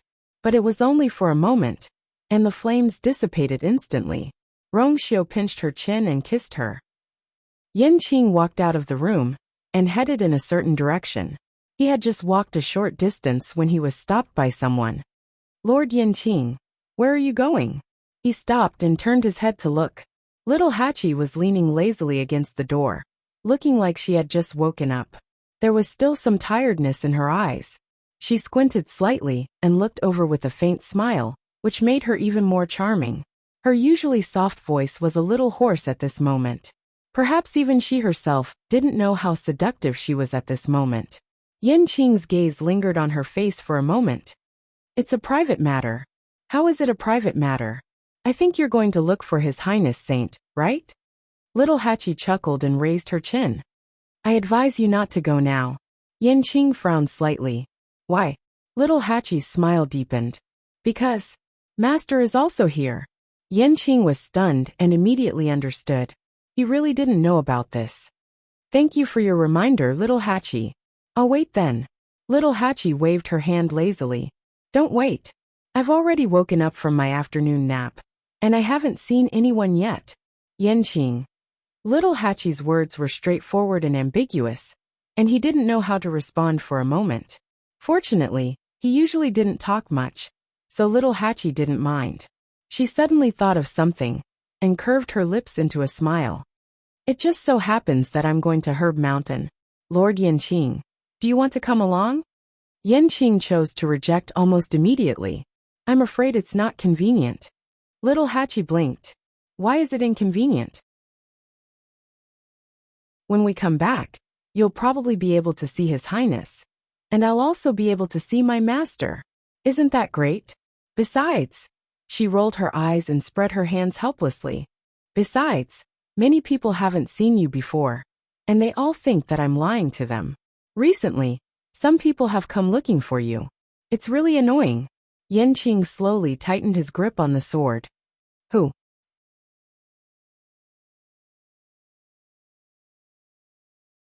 Chapter 2401. Little Hachi stretched lazily, revealing her slender waist. The strings of colorful jade beads on the hem of her blouse jingled and swayed gently, which was particularly eye-catching. Then how can I remember? She dragged her voice slightly, looking innocent and charming. In her eyes, those people all looked the same. She couldn't tell if they were good or bad. Yanqing pursed his thin lips slightly and relaxed his hands slightly. Little Hachi saw that he didn't speak, so she shrugged and said softly, "Well, since Lord Yanqing doesn't want to go then, let's go," Yanqing said. His expression was as usual, and no emotion could be seen. As long as they didn't run into those people, it should be fine. Little Hachi showed a bright smile on her face. Okay. She walked to Yanqing with small steps. A gust of fragrant wind also followed. Then let's go. Yanqing didn't move. His eyes fell on her face. Because she had just taken a nap, her face was still a little red. Her black hair was slightly messy, and a few strands hung down and wandered around her neck. She was born extremely beautiful, enchanting and charming. At this time, there was a hint of laziness. Her every move was even more seductive. She was like a gust of wind, quietly stirring up a pool of spring water. Little Hachi took a step forward. Seeing that Yanqing didn't follow, she came to see him. "Lord Yanqing, what's wrong?" She touched her face. Was there something dirty on her face? Yanqing paused and said, "Your hair is messy." Little Hachi was stunned. Her beautiful eyes blinked, and then she took Yanqing's arm with one hand. Yanqing frowned slightly. "What's wrong?" Little Hachi couldn't pull him away, so she pulled his hand aside and moved closer. "Let me see." Yanqing looked down and found that Little Hachi was staring at the sword in his arms. This sword was bright and sharp, and it clearly reflected her face. It turned out that she used it as a mirror. Yanqing understood. For a moment he didn't know whether to move or not, so he just stood there. Little Eight leaned forward slightly and carefully looked at his own reflection on the sword. He murmured softly, "That's right, Little Eight. It's a little messy." She moved closer, and the strands of hair moved with the wind, gently brushed the back of Yanqing's hand, and gave him a strange itch. His hand slowly tightened, and a few veins could be seen on his thin and powerful palm. Little Eight took out a dangling hairpin and hooked the few strands of hair, gently wrapping it around the hairpin before inserting it into the hair. Although it was crooked, it gave off a sense of laziness and casualness. Little Eight always knew how to tidy himself up in the most beautiful way possible. "Is this all right?" Little Hachi looked up and tilted her head at Yanqing. As she moved, the hair ornament swayed gently. It was particularly moving next to her delicate, white, and almost translucent earlobes. At this time, the tiredness between her eyebrows had dissipated, and the faint redness on her cheeks had faded a lot. Only his eyes were still shining brightly. Yanqing's heart seemed to be hit by something. He met her eyes. She was beautiful, charming, and pure. Yanqing suddenly had a thought. I shouldn't go out. If she went out like this, she would definitely be seen by many people. But he quickly came back to his senses. Realizing the thought that flashed through his mind, he pressed his thin lips tightly, and his heart beat fiercely. How could he think like this? Little Hachi was beautiful and charming, and she liked crowds. What's more, she was going to the herb mountain to do something. He really shouldn't have such a thought. Seeing that Yanqing didn't speak for a long time, and even frowned slightly, Little Hachi was confused. Don't I look good like this? That was impossible. Her sense of beauty had never been wrong. This was clearly very good. Knowing that Yanqing was indifferent, Little Hachi didn't expect any praise from this iceberg. But he couldn't be unable to tell what was good-looking, right? Yanqing came back to his senses and looked at her. He paused for a moment and finally said, "You look good. Extremely good-looking." Little Hachi snorted softly. After all this time, it was just these 2 words? Wasn't this Lord Yanqing a little too stingy with his words? But it didn't seem to be fun to argue with him. Little Hachi reluctantly accepted this praise. After all, she still needed his help. That's good. Her lips curved, and then she turned to go out. Suddenly, a broad and strong hand grasped her hand. Little Hachi was stunned. She turned around and looked at Yanqing in surprise. To be precise, she looked at the two's tightly clasped hands. "Sir Yanqing, why are you holding my hand?" Yanqing's expression was as calm and self-controlled as ever.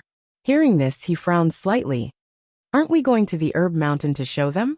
After a pause, he let go of her hand. If I offended you, please forgive me, little Hachi. Little Hachi clicked her tongue and gave him a thumbs up. Sir Yanqing, I find that you're getting more and more tactful. He understood the principle of putting on a show to the fullest extent. She didn't think of it just now. Thinking of this, she stepped forward and directly took Yanqing's arm. Half of her body was pressed against his. Her soft and tender hand gently grasped Yanqing's hand. Then let's go, brother Yanqing. The two of them walked out of the door hand in hand. As soon as they came out, they bumped into Wu Yao, who had just returned from the heavenly gate. Little Hachi, Yanqing, are you two going out to play together? Little Hachi was embarrassed. She didn't have time to explain to fifth brother, and the others previously. But in the blink of an eye, they bumped into each other again. What else could she say? Most importantly, they were outside now. Thus, she could only choose to nod. Wu Yao looked at the two of them holding hands and snorted softly. Although Yanqing was barely qualified in all aspects, Wu Yao still felt indignant when he saw his sister so intimately with him. Go and come back early. With that, Wu Yao didn't stay any longer and returned to the courtyard. Little Hachi coughed and hurriedly ran away with Yanqing. Wu Yao returned to the courtyard and saw Tsuni standing in front of the door. Big brother, did you see little Hachi and Yanqing go out together just now? Tsuni nodded. This Yanqing really hit his strength well. He abducted our little Hachi so easily. Wu Yao walked over to the stone table and poured himself a cup of tea. Go to the fire. Tsuni glanced at him and said mildly, he's marrying into the family. Pfft. Wu Yao spat out a mouthful of tea. He looked at Tsuni in shock. Then, this shock gradually turned into admiration. No wonder Big Brother didn't have any reaction earlier. So he was waiting here. Marrying into the family? Will His Highness the Holy Sun agree? Yanqing was that person's right-hand man. An extremely faint smile flashed through Tsunyi's indifferent and narrow eyes, disappearing in an instant. Of course.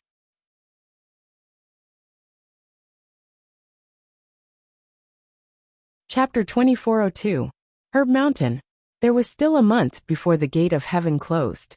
Everyone in the Illusion God Palace was on high alert. People were coming and going on Herb Mountain. It was very lively. Little Hachi and Yanqing attracted a lot of attention the moment they arrived. Countless pairs of eyes looked in their direction. When they saw that little Hachi was holding a man's hand, almost everyone was shocked. Who is that? Why is he so intimate with little Hachi? I don't know him. He seems to be new. Is he the one she mentioned before? Her sweetheart? Is there really one?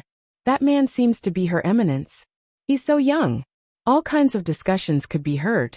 Little Hachi was very satisfied. She pulled Yanqing's hand. Yanqing immediately understood and bowed slightly.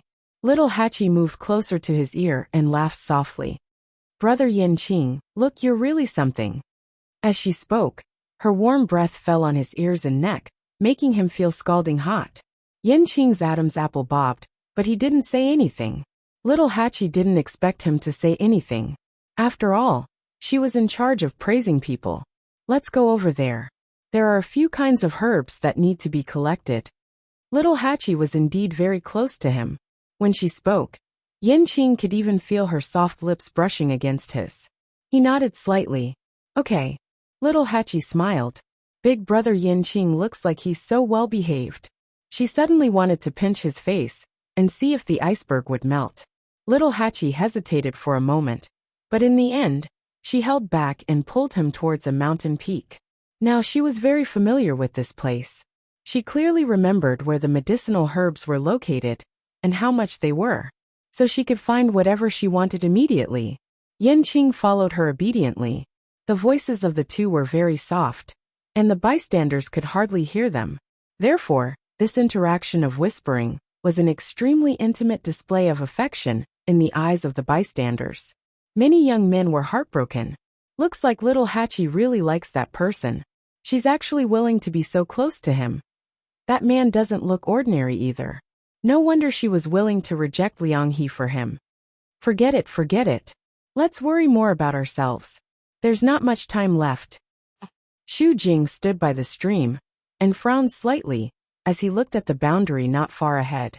Recently, This barrier had been very unstable, appearing and disappearing from time to time. Even she could not grasp it, although she had never been able to fully control this barrier. Such a situation had never occurred before. The attitude of the first and second oracles was very clear. They wanted her to solve it herself. But it was easy to say, but extremely difficult to do.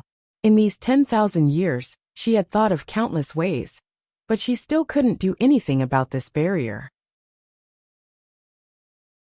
Now that there was only a short month left, what should she do?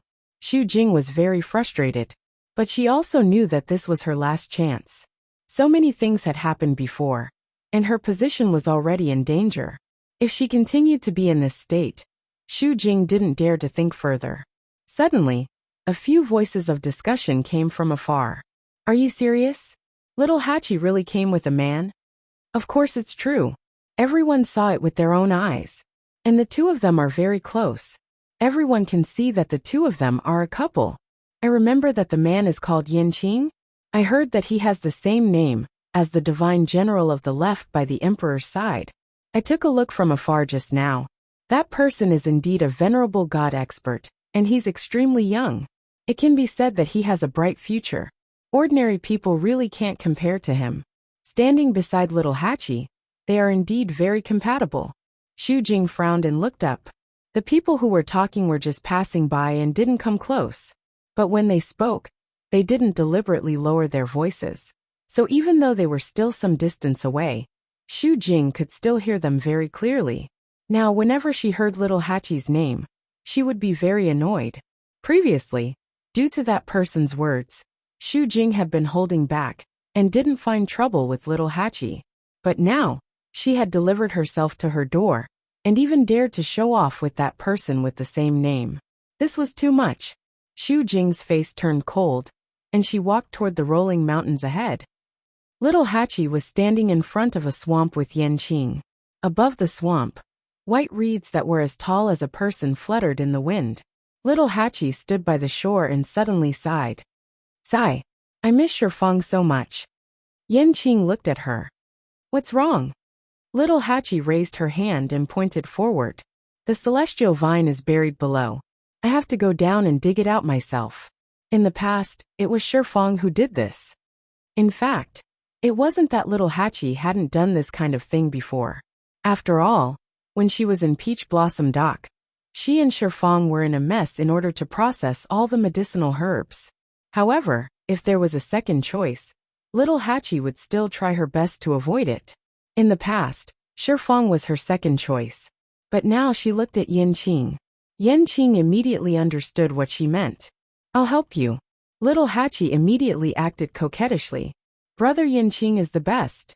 Yanqing didn't say anything, and turned to walk into the depths of the reed marsh. At this moment, a mocking voice sounded.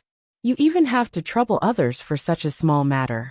Do you deserve to be called a celestial physician?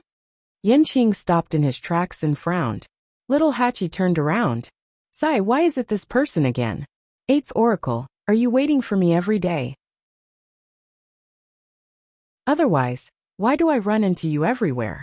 Xu Jing smiled coldly, and his eyes fell on Yanqing. Just as he was about to mock him, his expression suddenly changed. This back view. When Chu Luiyue woke up, it was already evening. The sky was getting dark. She opened her eyes in a daze and felt sore all over, as if her bones were falling apart. For some reason, Rong Xiu seemed to be especially. As soon as she moved, a warm body pressed against her from behind. Rong Xiu's arm wrapped around her waist and easily pulled her into his arms. Chu Luiyue propped her hands on his chest, opened her eyes, and shook her head pitifully. Rong Xiu chuckled and kissed her. I won't bully you. Chu Luiyue was slightly relieved and couldn't help but say, You've already bullied me before saying this. You're too insincere. His voice, which had always been clear, was now a little hoarse. Rong Xiu's eyes deepened, and his thin lips curved slightly. How do you know that it's over, and that I didn't stop out of kindness? Chu Luiyue suddenly blushed. This man, however, Rong Xiu was a man of his words. After being intimate for a while, he carried her and got up to take a bath. However, he didn't stay for too long and went out. After Chu Luiyue cleaned up and returned to the bedroom, she found that Rong Xiu had already sat down. There was a chess game in front of him. When he heard the sound, he looked up. The bright light reflected in the depths of his eyes that were as deep as the sea. You are come. Digression. 6 o'clock in the evening. The closest comment to the truth appeared in the comment section. I'm also a little surprised.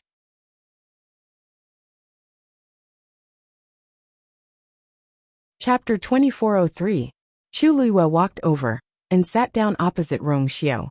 Why do you suddenly want to play chess? Rong Xiu smiled. Nothing. We haven't fought since you cracked all the Xian formations on the Star Road. Shall we have a game? Chu Luiyue was suddenly interested. Sure. It had been a long time since the two of them had fought together. Now she had finished the Star Road, and Rong Xiu had just finished his closed-door training. It was a good opportunity. Rong Xiu said, I won't hold back this time. Chu Luiyue raised her eyebrows slightly. You always said that before. Rong Xiu's strength was unfathomable. Every time she thought she was about to catch up with him, she would find that he was more powerful than she thought. Then she had to continue to catch up. Rong Xiu's eyes drooped slightly, as if he had recalled many things in the past with her words. His thin lips curled slightly, and his voice was low and gentle. This time, I won't lie to you. After that, he waved his sleeves, and his slender hand brushed over the chessboard in front of him. A majestic and astonishing pressure descended, and the chessboard was instantly annihilated into powder. Chu Luiyue was stunned, and then her heart skipped a beat. Rong Xiu was going to fight with divine power in this game? He hadn't even made a move, and the chessboard carved with the best rainflower gold stone was silently destroyed just like that. Then, a ball of brilliant golden light flew out from Rong Xiu's palm, and divided into several crisscrossing lines in the air. A new chessboard formed with tyrannical divine power appeared in front of Chu Luiyue. The flowing light was dazzling and brilliant. The chessboard was just quietly suspended in the air. But Chu Luiyue had already felt an oppressive pressure. Her heart trembled. Rong Xiu's current strength was probably far beyond her expectations. You first. Rong Xiu said. Chu Luiyue gently nodded. With a flick of his finger, a stream of reddish gold light flew out. However, before this stream of light could condense into a chess piece on the chessboard, it was silently killed by the brilliant golden chessboard. Chu Luiyue's pupil shrank. She knew that Rong Xiu intended to spar, so although she did not use her full strength, she still used half of her strength. Unexpectedly, he couldn't even get close to the chessboard. She lifted her gaze slightly and glanced at Rong Xiu. There was a faint smile on his lips. I've already said that I won't hold back this time. Chu Luiyue narrowed his eyes. He made up his mind and attacked again. Poof! A force much more tyrannical than before suddenly flew out, and after a short and fierce battle with the force on the chessboard, it finally landed. With this, Chu Luiyue finally succeeded in taking this step. However, Chu Luiyue subconsciously sat up straight. Her shoulders were ramrod straight, and she held her breath in concentration. At this moment, she finally understood the meaning of Rong Xiu's words. He was serious. This was only the first step, and it was already so difficult. One could imagine that there would be an extremely fierce battle after this. Thinking of this, Chu Luiyue's heart raced a few times. Amidst her nervousness, there was also some excitement. That was the strong desire to battle that would only arise when facing a strong opponent. Rong Xiu looked at her and saw the faint brilliance in her eyes. It's your turn. Chu Luiyue raised her chin. Rong Xiu raised his hand, and a stream of black light gushed out from his fingertip. Then he lightly tapped forward. Poof! A pitch-black chess piece fell to the ground in response to the sound. Due to the shocking impact of this energy, a circle of ripples appeared on the chessboard. Chu Luiyue looked at the chess piece in shock.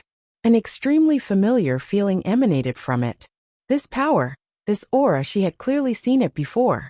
After a short silence, she suddenly thought of something and looked up at Rong Xiu in front of her. First Master. Back in country Yao Chen's Imperial Mausoleum, she had met a man. She had never seen his face, but she knew that his force was an extremely special black. After that, she had gone to Zhenbao Pavilion several times to meet this rumored First Master. but to no avail. Gradually, she put these thoughts aside. But now, Rongxiu looked at her. His almond-shaped eyes were clear and deep. She had always been extremely intelligent and understood everything at once. He chuckled and said, "That's right. When I gave you the Black Pyramid back then, I told you that it belonged to my wife." Chu Liuyue's heart instantly surged with tempestuous waves. He admitted it. He admitted it. That's right. The Black Pyramid sealed her memories in the Divine Ruins world. So it naturally belonged to her. Wife. So the wife he mentioned back then was herself. Chu Liuyue's lips moved slightly. Countless scenes flashed through her mind. And it was incomparably chaotic. She had too many things to say and too many questions to ask. But now, facing Rongxiu, she suddenly couldn't say a word. It was as if something was stuck in her throat, and she couldn't move it. She realized that she seemed to have overlooked many important things. But for a moment, she couldn't distinguish them. This news was too shocking for her, and it caused her mind to be in a mess. After a long time, she finally thought of something and muttered softly, "That's right. The Holy Son of the Yuntian Tower originally had two divine bodies. This also meant that Rongxiu had two divine powers in his body at the same time. In fact, it wasn't that Chu Liyue didn't have any doubts in her heart. However, because the power and aura of the Great Master were very unfamiliar and very different from Rongxiu's, she quickly rejected this guess and didn't think too much about it afterward. Who knew? Looking at the black chess piece on the chessboard, Chu Liyue's lips moved and finally asked, "So, you were the one who specially placed my remnant soul and memories in the Imperial tomb of Yao Chen?" This was the only way to explain everything that had happened before. Rongxiu's phoenix eyes were deep. "After this game, I will tell you the answer." Herb Mountain. The figure quickly disappeared into the reeds. Xu Jing's heart was beating wildly. He immediately stepped forward and said, "Wait, that figure was really similar." A hand suddenly stretched out from the side and blocked in front of Xu Jing. Little Hachi raised her eyebrows slightly and looked at Xu Jing with a faint smile. "Eighth Oracle, what are you doing?" "Brother Yin Qing is helping me find the cactus vine." "Why are you calling him?" Little Hachi asked while looking at Xu Jing. Something was wrong. Xu Jing's current expression and mood were very strange. She had dealt with Xu Jing many times, but she had never seen her behave like this. More importantly, Xu Jing was obviously acting like this after seeing Yin Qing. What was she doing? Was she angry? Angry? No. Xu Jing's eyes clearly showed that she was looking at a very familiar person. At this moment, Xu Jing was anxious in her heart. When she heard Little Eight shout out those words, she was even more enraged. He slapped Little Hachi's hand away and scolded coldly, "I don't want to argue with you today. If you know what's good for you, behave yourself."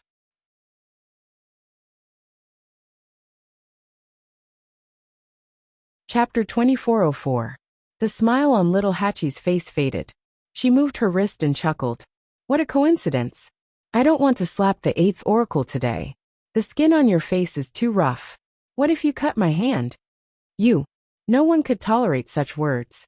Even Xu Jing, who had a grudge with Little Eight for a long time, was no exception. But she was more concerned about something else. She looked up at the reeds again, but the figure had completely disappeared. Little Hachi's mood became unpleasant when she saw her like this. "Eighth Oracle, why are you staring at our brother Yin Qing?"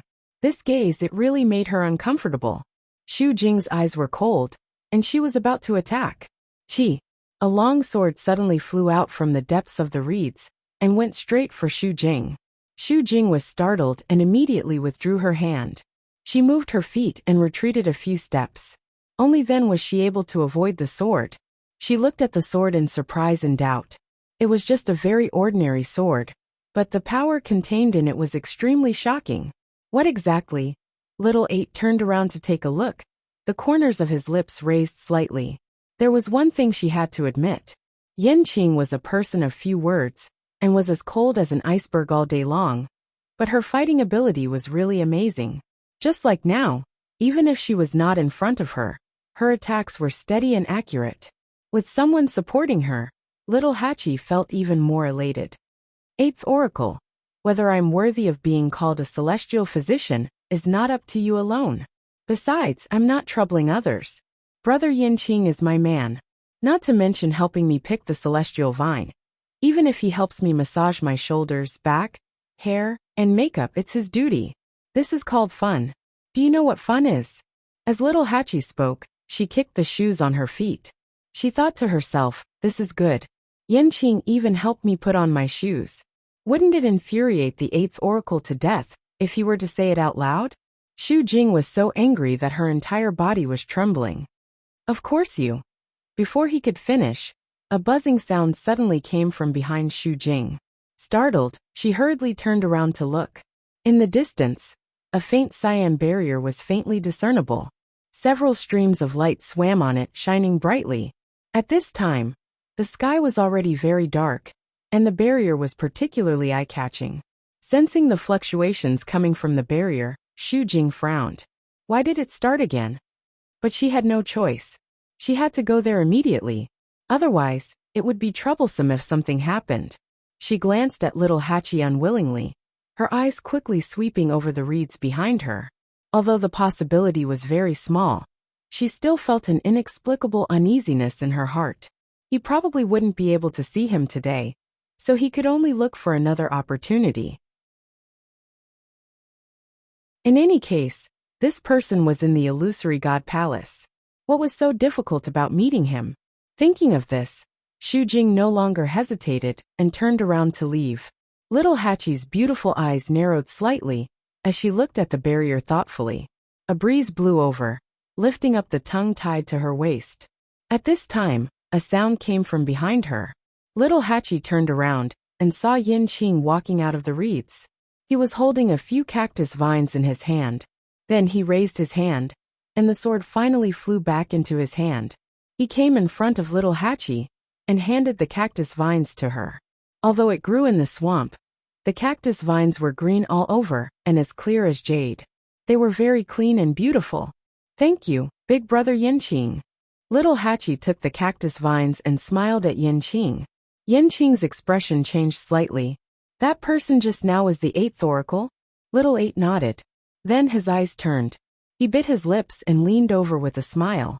Big brother Yinqing, the 8th oracle, seems to be interested in you. Impossible. Yinqing blurted out without thinking. Little Hachi refuted. How do you know it's impossible? If I didn't stop her, she would have gone in to find you. She looked really strange. Although little Hachi's words were teasing, they weren't completely nonsense. Yinqing pursed his thin lips and said, I mean, she hasn't even seen me. What else can she say?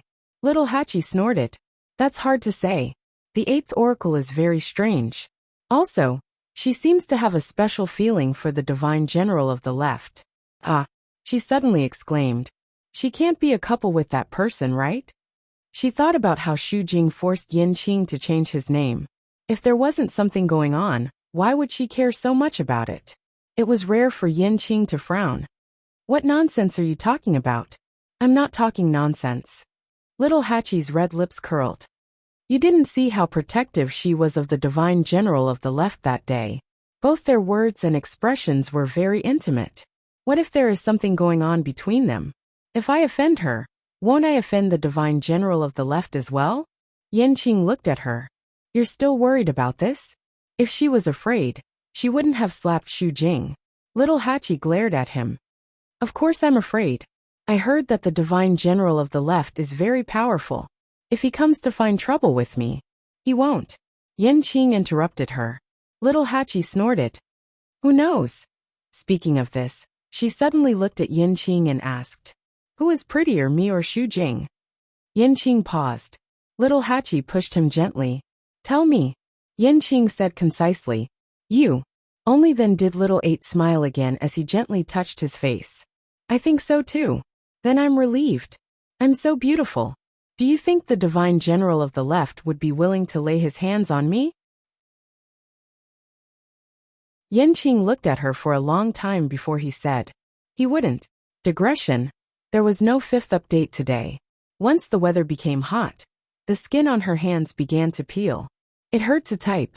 When she wrote the 3rd update, she felt that she had taken a step toward the ending. She was a little reluctant.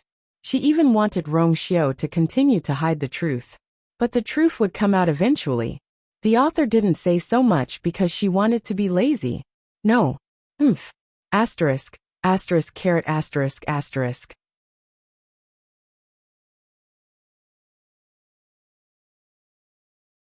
Chapter 2405. Time passed slowly. In the room, Chu Luyue and Rong Xiao sat opposite each other. Between the two of them was a chessboard. On it, the two extremely intense colors of black and red gold complemented each other, forming an extremely gorgeous painting. Fine beads of sweat gradually appeared on Chu Luyue's forehead, wetting a few strands of hair on her forehead. 6 hours had passed, but in this period of time, she had only taken 5 steps. It was not that she did not know where to place a piece, but the power on the chessboard was simply too strong. If she wanted to successfully place a piece, she had to put in a lot of effort. Moreover, every step was more difficult than the previous one.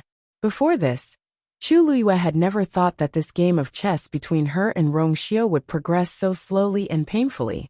Chu Luyue had long known that Rong Xiao was very strong, but this was the first time she clearly felt the gap between the two of them. It was like a natural chasm that was difficult to cross. After she placed her 6th piece, Rong Xiao raised his hand as well. A black chess piece landed gracefully. His movements were natural and smooth, and there was no sense of oppression that Chu Luyue felt when she faced the chessboard. It was as if everything was just a piece of cake for him. In fact, it was indeed so. Chu Luyue pursed her lips. She was now a god, and it was no exaggeration to say that she was definitely one of the best among the gods. Her divine power was definitely at a level that could crush most of the cultivators.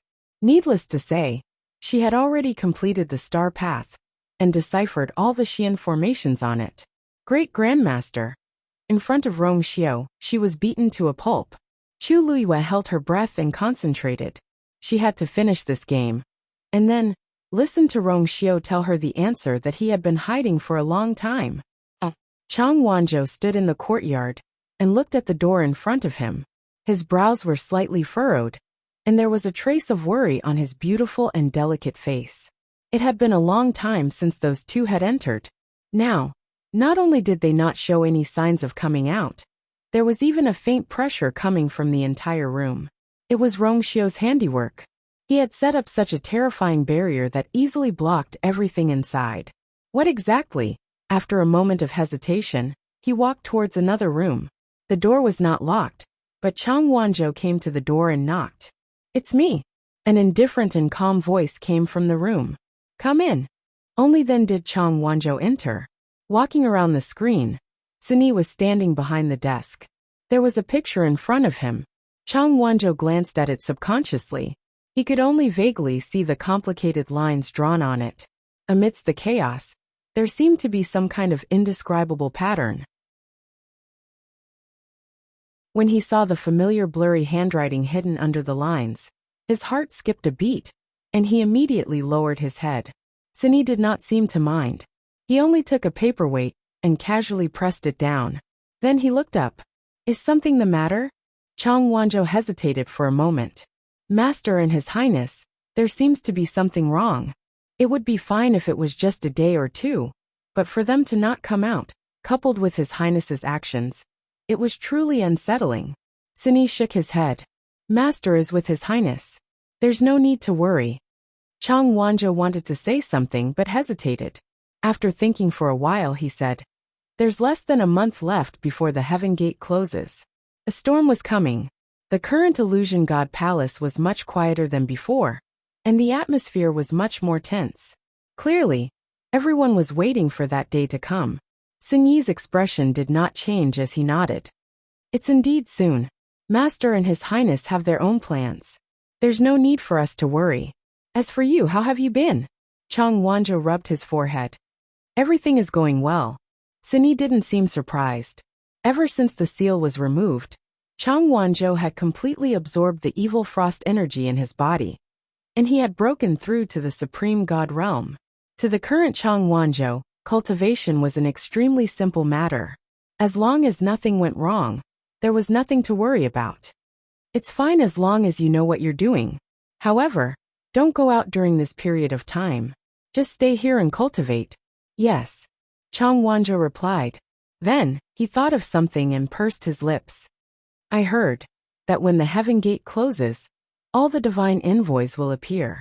At that time, the first divine envoy of the Illusion God Palace should also. He's already out. Sini lowered his head and looked at the picture in front of him. Chang Wanzhou was shocked. What? Then why isn't there any news outside?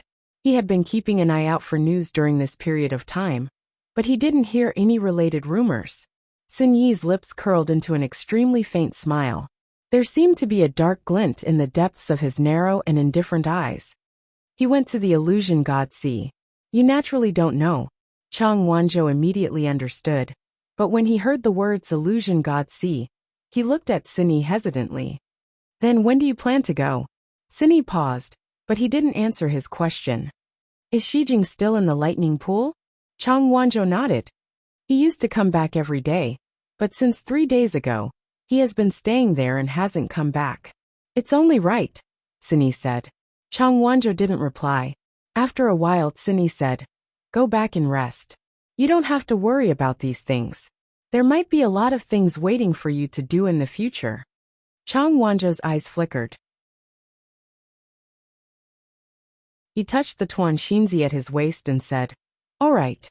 Yes. Xu Jing quickly returned and came in front of the light blue barrier again with a frown. The abnormal fluctuation just now had dissipated. It was as if nothing had happened, but she clearly knew that it wasn't the case. Xu Jing was in a terrible mood. This barrier was unpredictable and would have problems from time to time. It always made her feel like she was being toyed with. She became even more frustrated when she thought of the attitude of the first and second divine emissaries. Now, she had to admit that she couldn't solve this problem with her own strength. Thinking of this, she made up her mind and turned to leave. Not only this barrier, but also the divine general of the left. Even though she felt that it was impossible, she still wanted to confirm it herself. Yu Qian was on Divine Beast Mountain. This was the first time he went out since he was publicly punished by the first divine emissary. The divine beasts on the mountain seemed to have sensed his cold mood and didn't dare to approach him. Yu Qian walked alone in the forest. As he walked, he thought about some things that had happened recently. He was a bit angry and unwilling to accept the first divine emissary. No matter what, he was still the second divine emissary. Although his status was slightly lower than the first divine emissary. How could Yu Qian not have any complaints after kneeling in public for 3 days and 3 nights? These years, the first divine emissary didn't do anything. He personally took care of all the affairs of the Illusion God Palace. But now he was punished like this just because he asked one more question. Yu Qian's eyes darkened.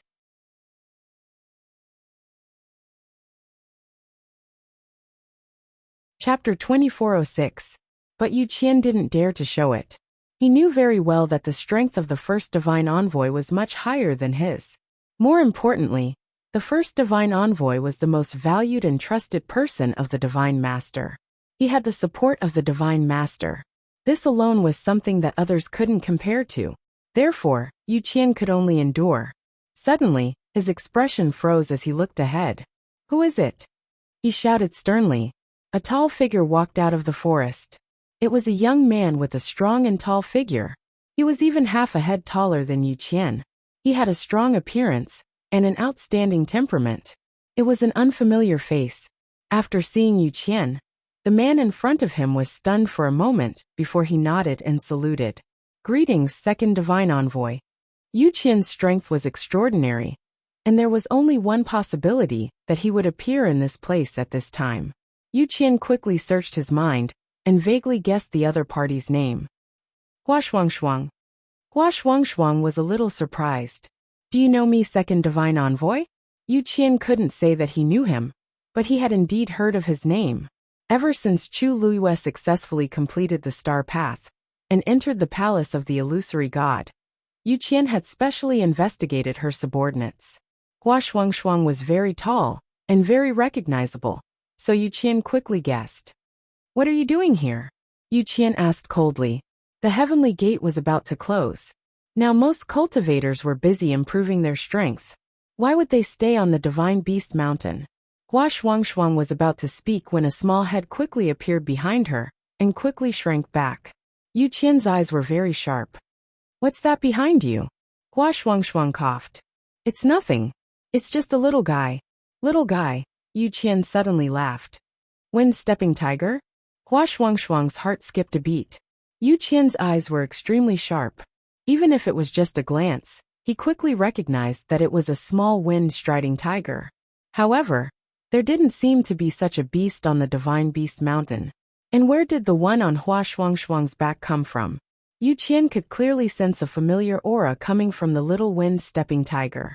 After thinking for a while, he suddenly thought of something. Is this the cub left behind by that animal? When he was bitten by the wind-striding tiger, he was extremely angry and killed it in a fit of anger. However, he did not expect that there would be a small one left behind. And now, it was following Hua Shuang. Yu Qian stretched out his hand. Give it to me. Hua Shuang didn't move. He knew all too well what the Yu Qian wanted to do. The little thing was lying on his back. It seemed to have sensed the dangerous aura coming from Yu Qian, and was trembling. This caused the smile on Hua Shuang's face to fade. Second Divine Envoy. It has no one to rely on, and is already very pitiful. Why do you have to kill it? Yu Qian seemed to have heard a joke. It seems that you know quite a lot. But, who are you to speak to me like this? Hua Shuang did not seem to sense the threat in his words, and said indifferently, I know that you are in charge of the Divine Beast Mountain. But, because of this, there are some things that are most inappropriate for you to do, right? There were so many divine beasts here, and they all obeyed Yu Qian's words. However, it was obvious that it was more because of fear. Just a moment ago, he was playing with the little guy. When the Yu Qian came, the other divine beasts immediately scattered in panic. It was not hard to imagine how the Yu Qian usually treated them.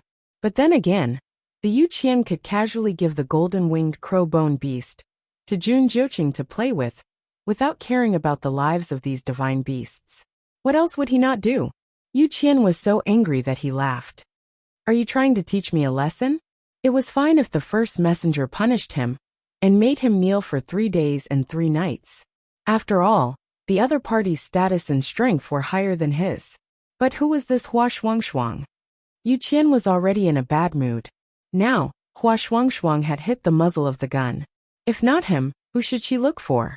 Hua Shuang was neither servile nor overbearing. I don't dare. I'm just stating the facts. Of course, he could tell that the Yu Qian was angry. Actually, at this time, any normal person would know that they should take a step back and admit their mistake. But Hua Shuang did not want to. Yu Qian's voice was deep and stern. Shangguan Yu is used to being arrogant. Even your subordinates are the same. It seems that if I don't teach you a lesson, you won't know what's good for you. As he spoke, the aura on his body exploded. Hua Shuang's expression was tense. With his current strength, he obviously could not compete with the other party. There was no doubt that as long as the Yu Qian wanted to, he could finish him in one move. The piled-up leaves in the forest flew up. The air condensed, and the surrounding space seemed to be frozen. However, at this time, the little wind-stepping tiger suddenly climbed from Hua Shuang's back to his shoulder. Then it jumped to the ground and stood in front of Hua Shuang. Ow! It roared fiercely at the Yu Qian. Unfortunately, it was still young, and its voice sounded very childish. It was not threatening at all. Yu Qian laughed when he saw this. What? You want to protect him with just you alone? You overestimate yourself. Ow! Fear flashed in the little wind-stepping tiger's eyes when it heard his voice. However, it quickly suppressed this emotion. It stood firmly in front of Hua Shuang. It looked like if the Yu Qian made a move, it would immediately fight to the death. Hua Shuang frowned, and quickly picked up the little wind-stepping tiger. Second messenger, if you have any anger, just take it out on me. Why bother with it?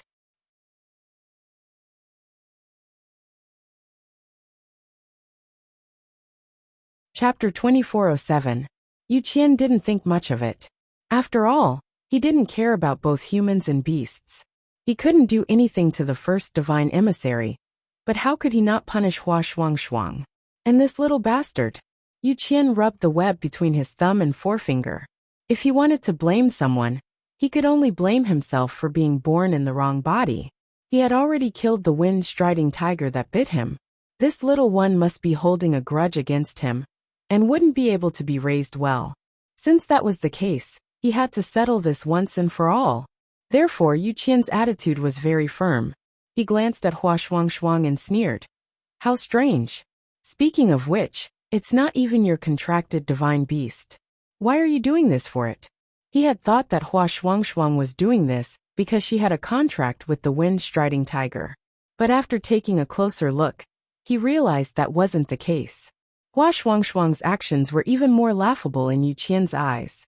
Ayo! The little wind-striding tiger roared at Yu Qian again. Hua Shuang stroked its head comfortingly and said, although we don't have a contract, a magical beast's life is still a life. These magical beasts were close to him, so he naturally saw them as friends. Ridiculous. A powerful and terrifying aura gathered in Yu Qian's palm. However, just as he was about to make a move, a clear cry suddenly came from the depths of the forest. Screech! Yu Qian frowned and looked over. A golden-winged skeletal beast flew over and blocked in front of Hua Shuang without hesitation. The feathers on its body fluttered as it stared at Yu Qian, as if it was looking at an enemy. Yu Qian looked at it, and recognized that it was the one he had given to Jun Jiuqing. He knew that the golden-winged skeletal beast was saved by Hua Shuang, but he didn't expect that it would be willing to go against him for Hua Shuang. It had been raised by him, on mythological Beast Mountain for the past few years. Yu Qian just opened his mouth when he suddenly paused. His expression turned serious as he looked behind Hua Shuang. A pair of eyes filled with hostility suddenly appeared in the forest. Then a second pair, a third pair. A rustling sound was heard. The mythological beasts that had just escaped had all returned at this time. They all came to Hua Shuang's side and confronted the Yu Qian from afar. Strands of piercingly cold killing intent swept over, causing Yu Qian to be both shocked and furious. Are you rebelling? Herb Mountain. After picking the rest of the herbs, Little Hachi pulled Yin Qing back. Little Hachi was in a good mood. Today, she had completed her mission of pretending to be lovey-dovey, and made Xu Jing suffer a setback. On the way, she chatted a lot with Yin Qing. Yin Qing, on the other hand, was as silent as ever. Other than occasionally chiming in or answering her questions, she spent most of the time listening to her quietly. After talking for a while, Little Hachi finally remembered something. She looked at Yin Qing, blinked her eyes and asked, Brother Yin Qing, do you think I'm noisy? Yin Qing's face was expressionless. No. Her voice was soft and charming. It was different from other people's. Little Hachi patted his arm in satisfaction when she heard his answer. Under the thin shirt was a man's strong and slender arm. She smiled and said, Brother Yin Qing, you're a promising child. As she spoke, she pulled Yin Qing and was about to enter the door. However, the door was opened as soon as they reached the door. A familiar face came into view. They looked at each other. Yuemo looked at the two people standing in front of the door in shock. Little Hachi had just returned. Yin Qing was still holding Little Hachi's slender and fair arm. Their hands were still holding each other's. Yuemo was stunned. He roared in his heart. What's going on? Who could tell him what had happened in this short period of time? Yin Qing, this brat, actually held the girl's hand. Little Hachi saw Yuemo and greeted him happily. And Master Yuemo, long time no see. Yuemo swallowed hard. You. Little Hachi pulled Yin Qing in, and turned to close the door. Only then did she let go of Yin Qing, and raise her hands. Don't worry, I'm just borrowing Master Yin Qing. I don't mean anything else. Yuemo's eyes twitched. How? He doesn't know anything other than killing people. How can you borrow? Yin Qing threw a glare at him. Unfortunately, Yuemo was too shocked at this time, and didn't notice the threat at all. Little Hachi smiled and winked at Yuemo. Of course, I know that Master Yin Qing is very powerful, but he's also a man. He's very useful as a shield. Yuemo was dumbfounded. What did she mean? He suddenly thought of something, and looked at Yin Qing. His eyes swept over Yin Qing with suspicion and shock. No way, right? Yin Qing frowned, and a murderous look flashed across his eyes. Yumo's strong desire to live finally made him come back to his senses, and he immediately retracted his gaze. Little Hachi had already walked into the courtyard. Master and His Highness haven't come out yet? Yumo hurriedly explained. They're practicing chess and probably won't come out for a while. He also sensed the movements of his master and specially came to guard. Miss Little Hachi, do you have something urgent? No, I don't. Since they were busy, she would wait for a while. Little Hachi finished speaking and said goodbye to the two and returned to her room. Yumo didn't rush to Yin Qing until her figure completely disappeared behind the door. He tried to suppress his excitement and said, "Brother, you're giving in." Digression. 6 p.m. That you're tuning in to the Li Mei's Sword of Destiny YouTube channel. We're so grateful for your support, and don't forget to subscribe to join us on this incredible journey through captivating stories. Your generosity through donations truly makes a world of difference, as it's the primary source of revenue that allows me to expand and enhance this channel for you. Thank you from the bottom of my heart for being a part of this adventure.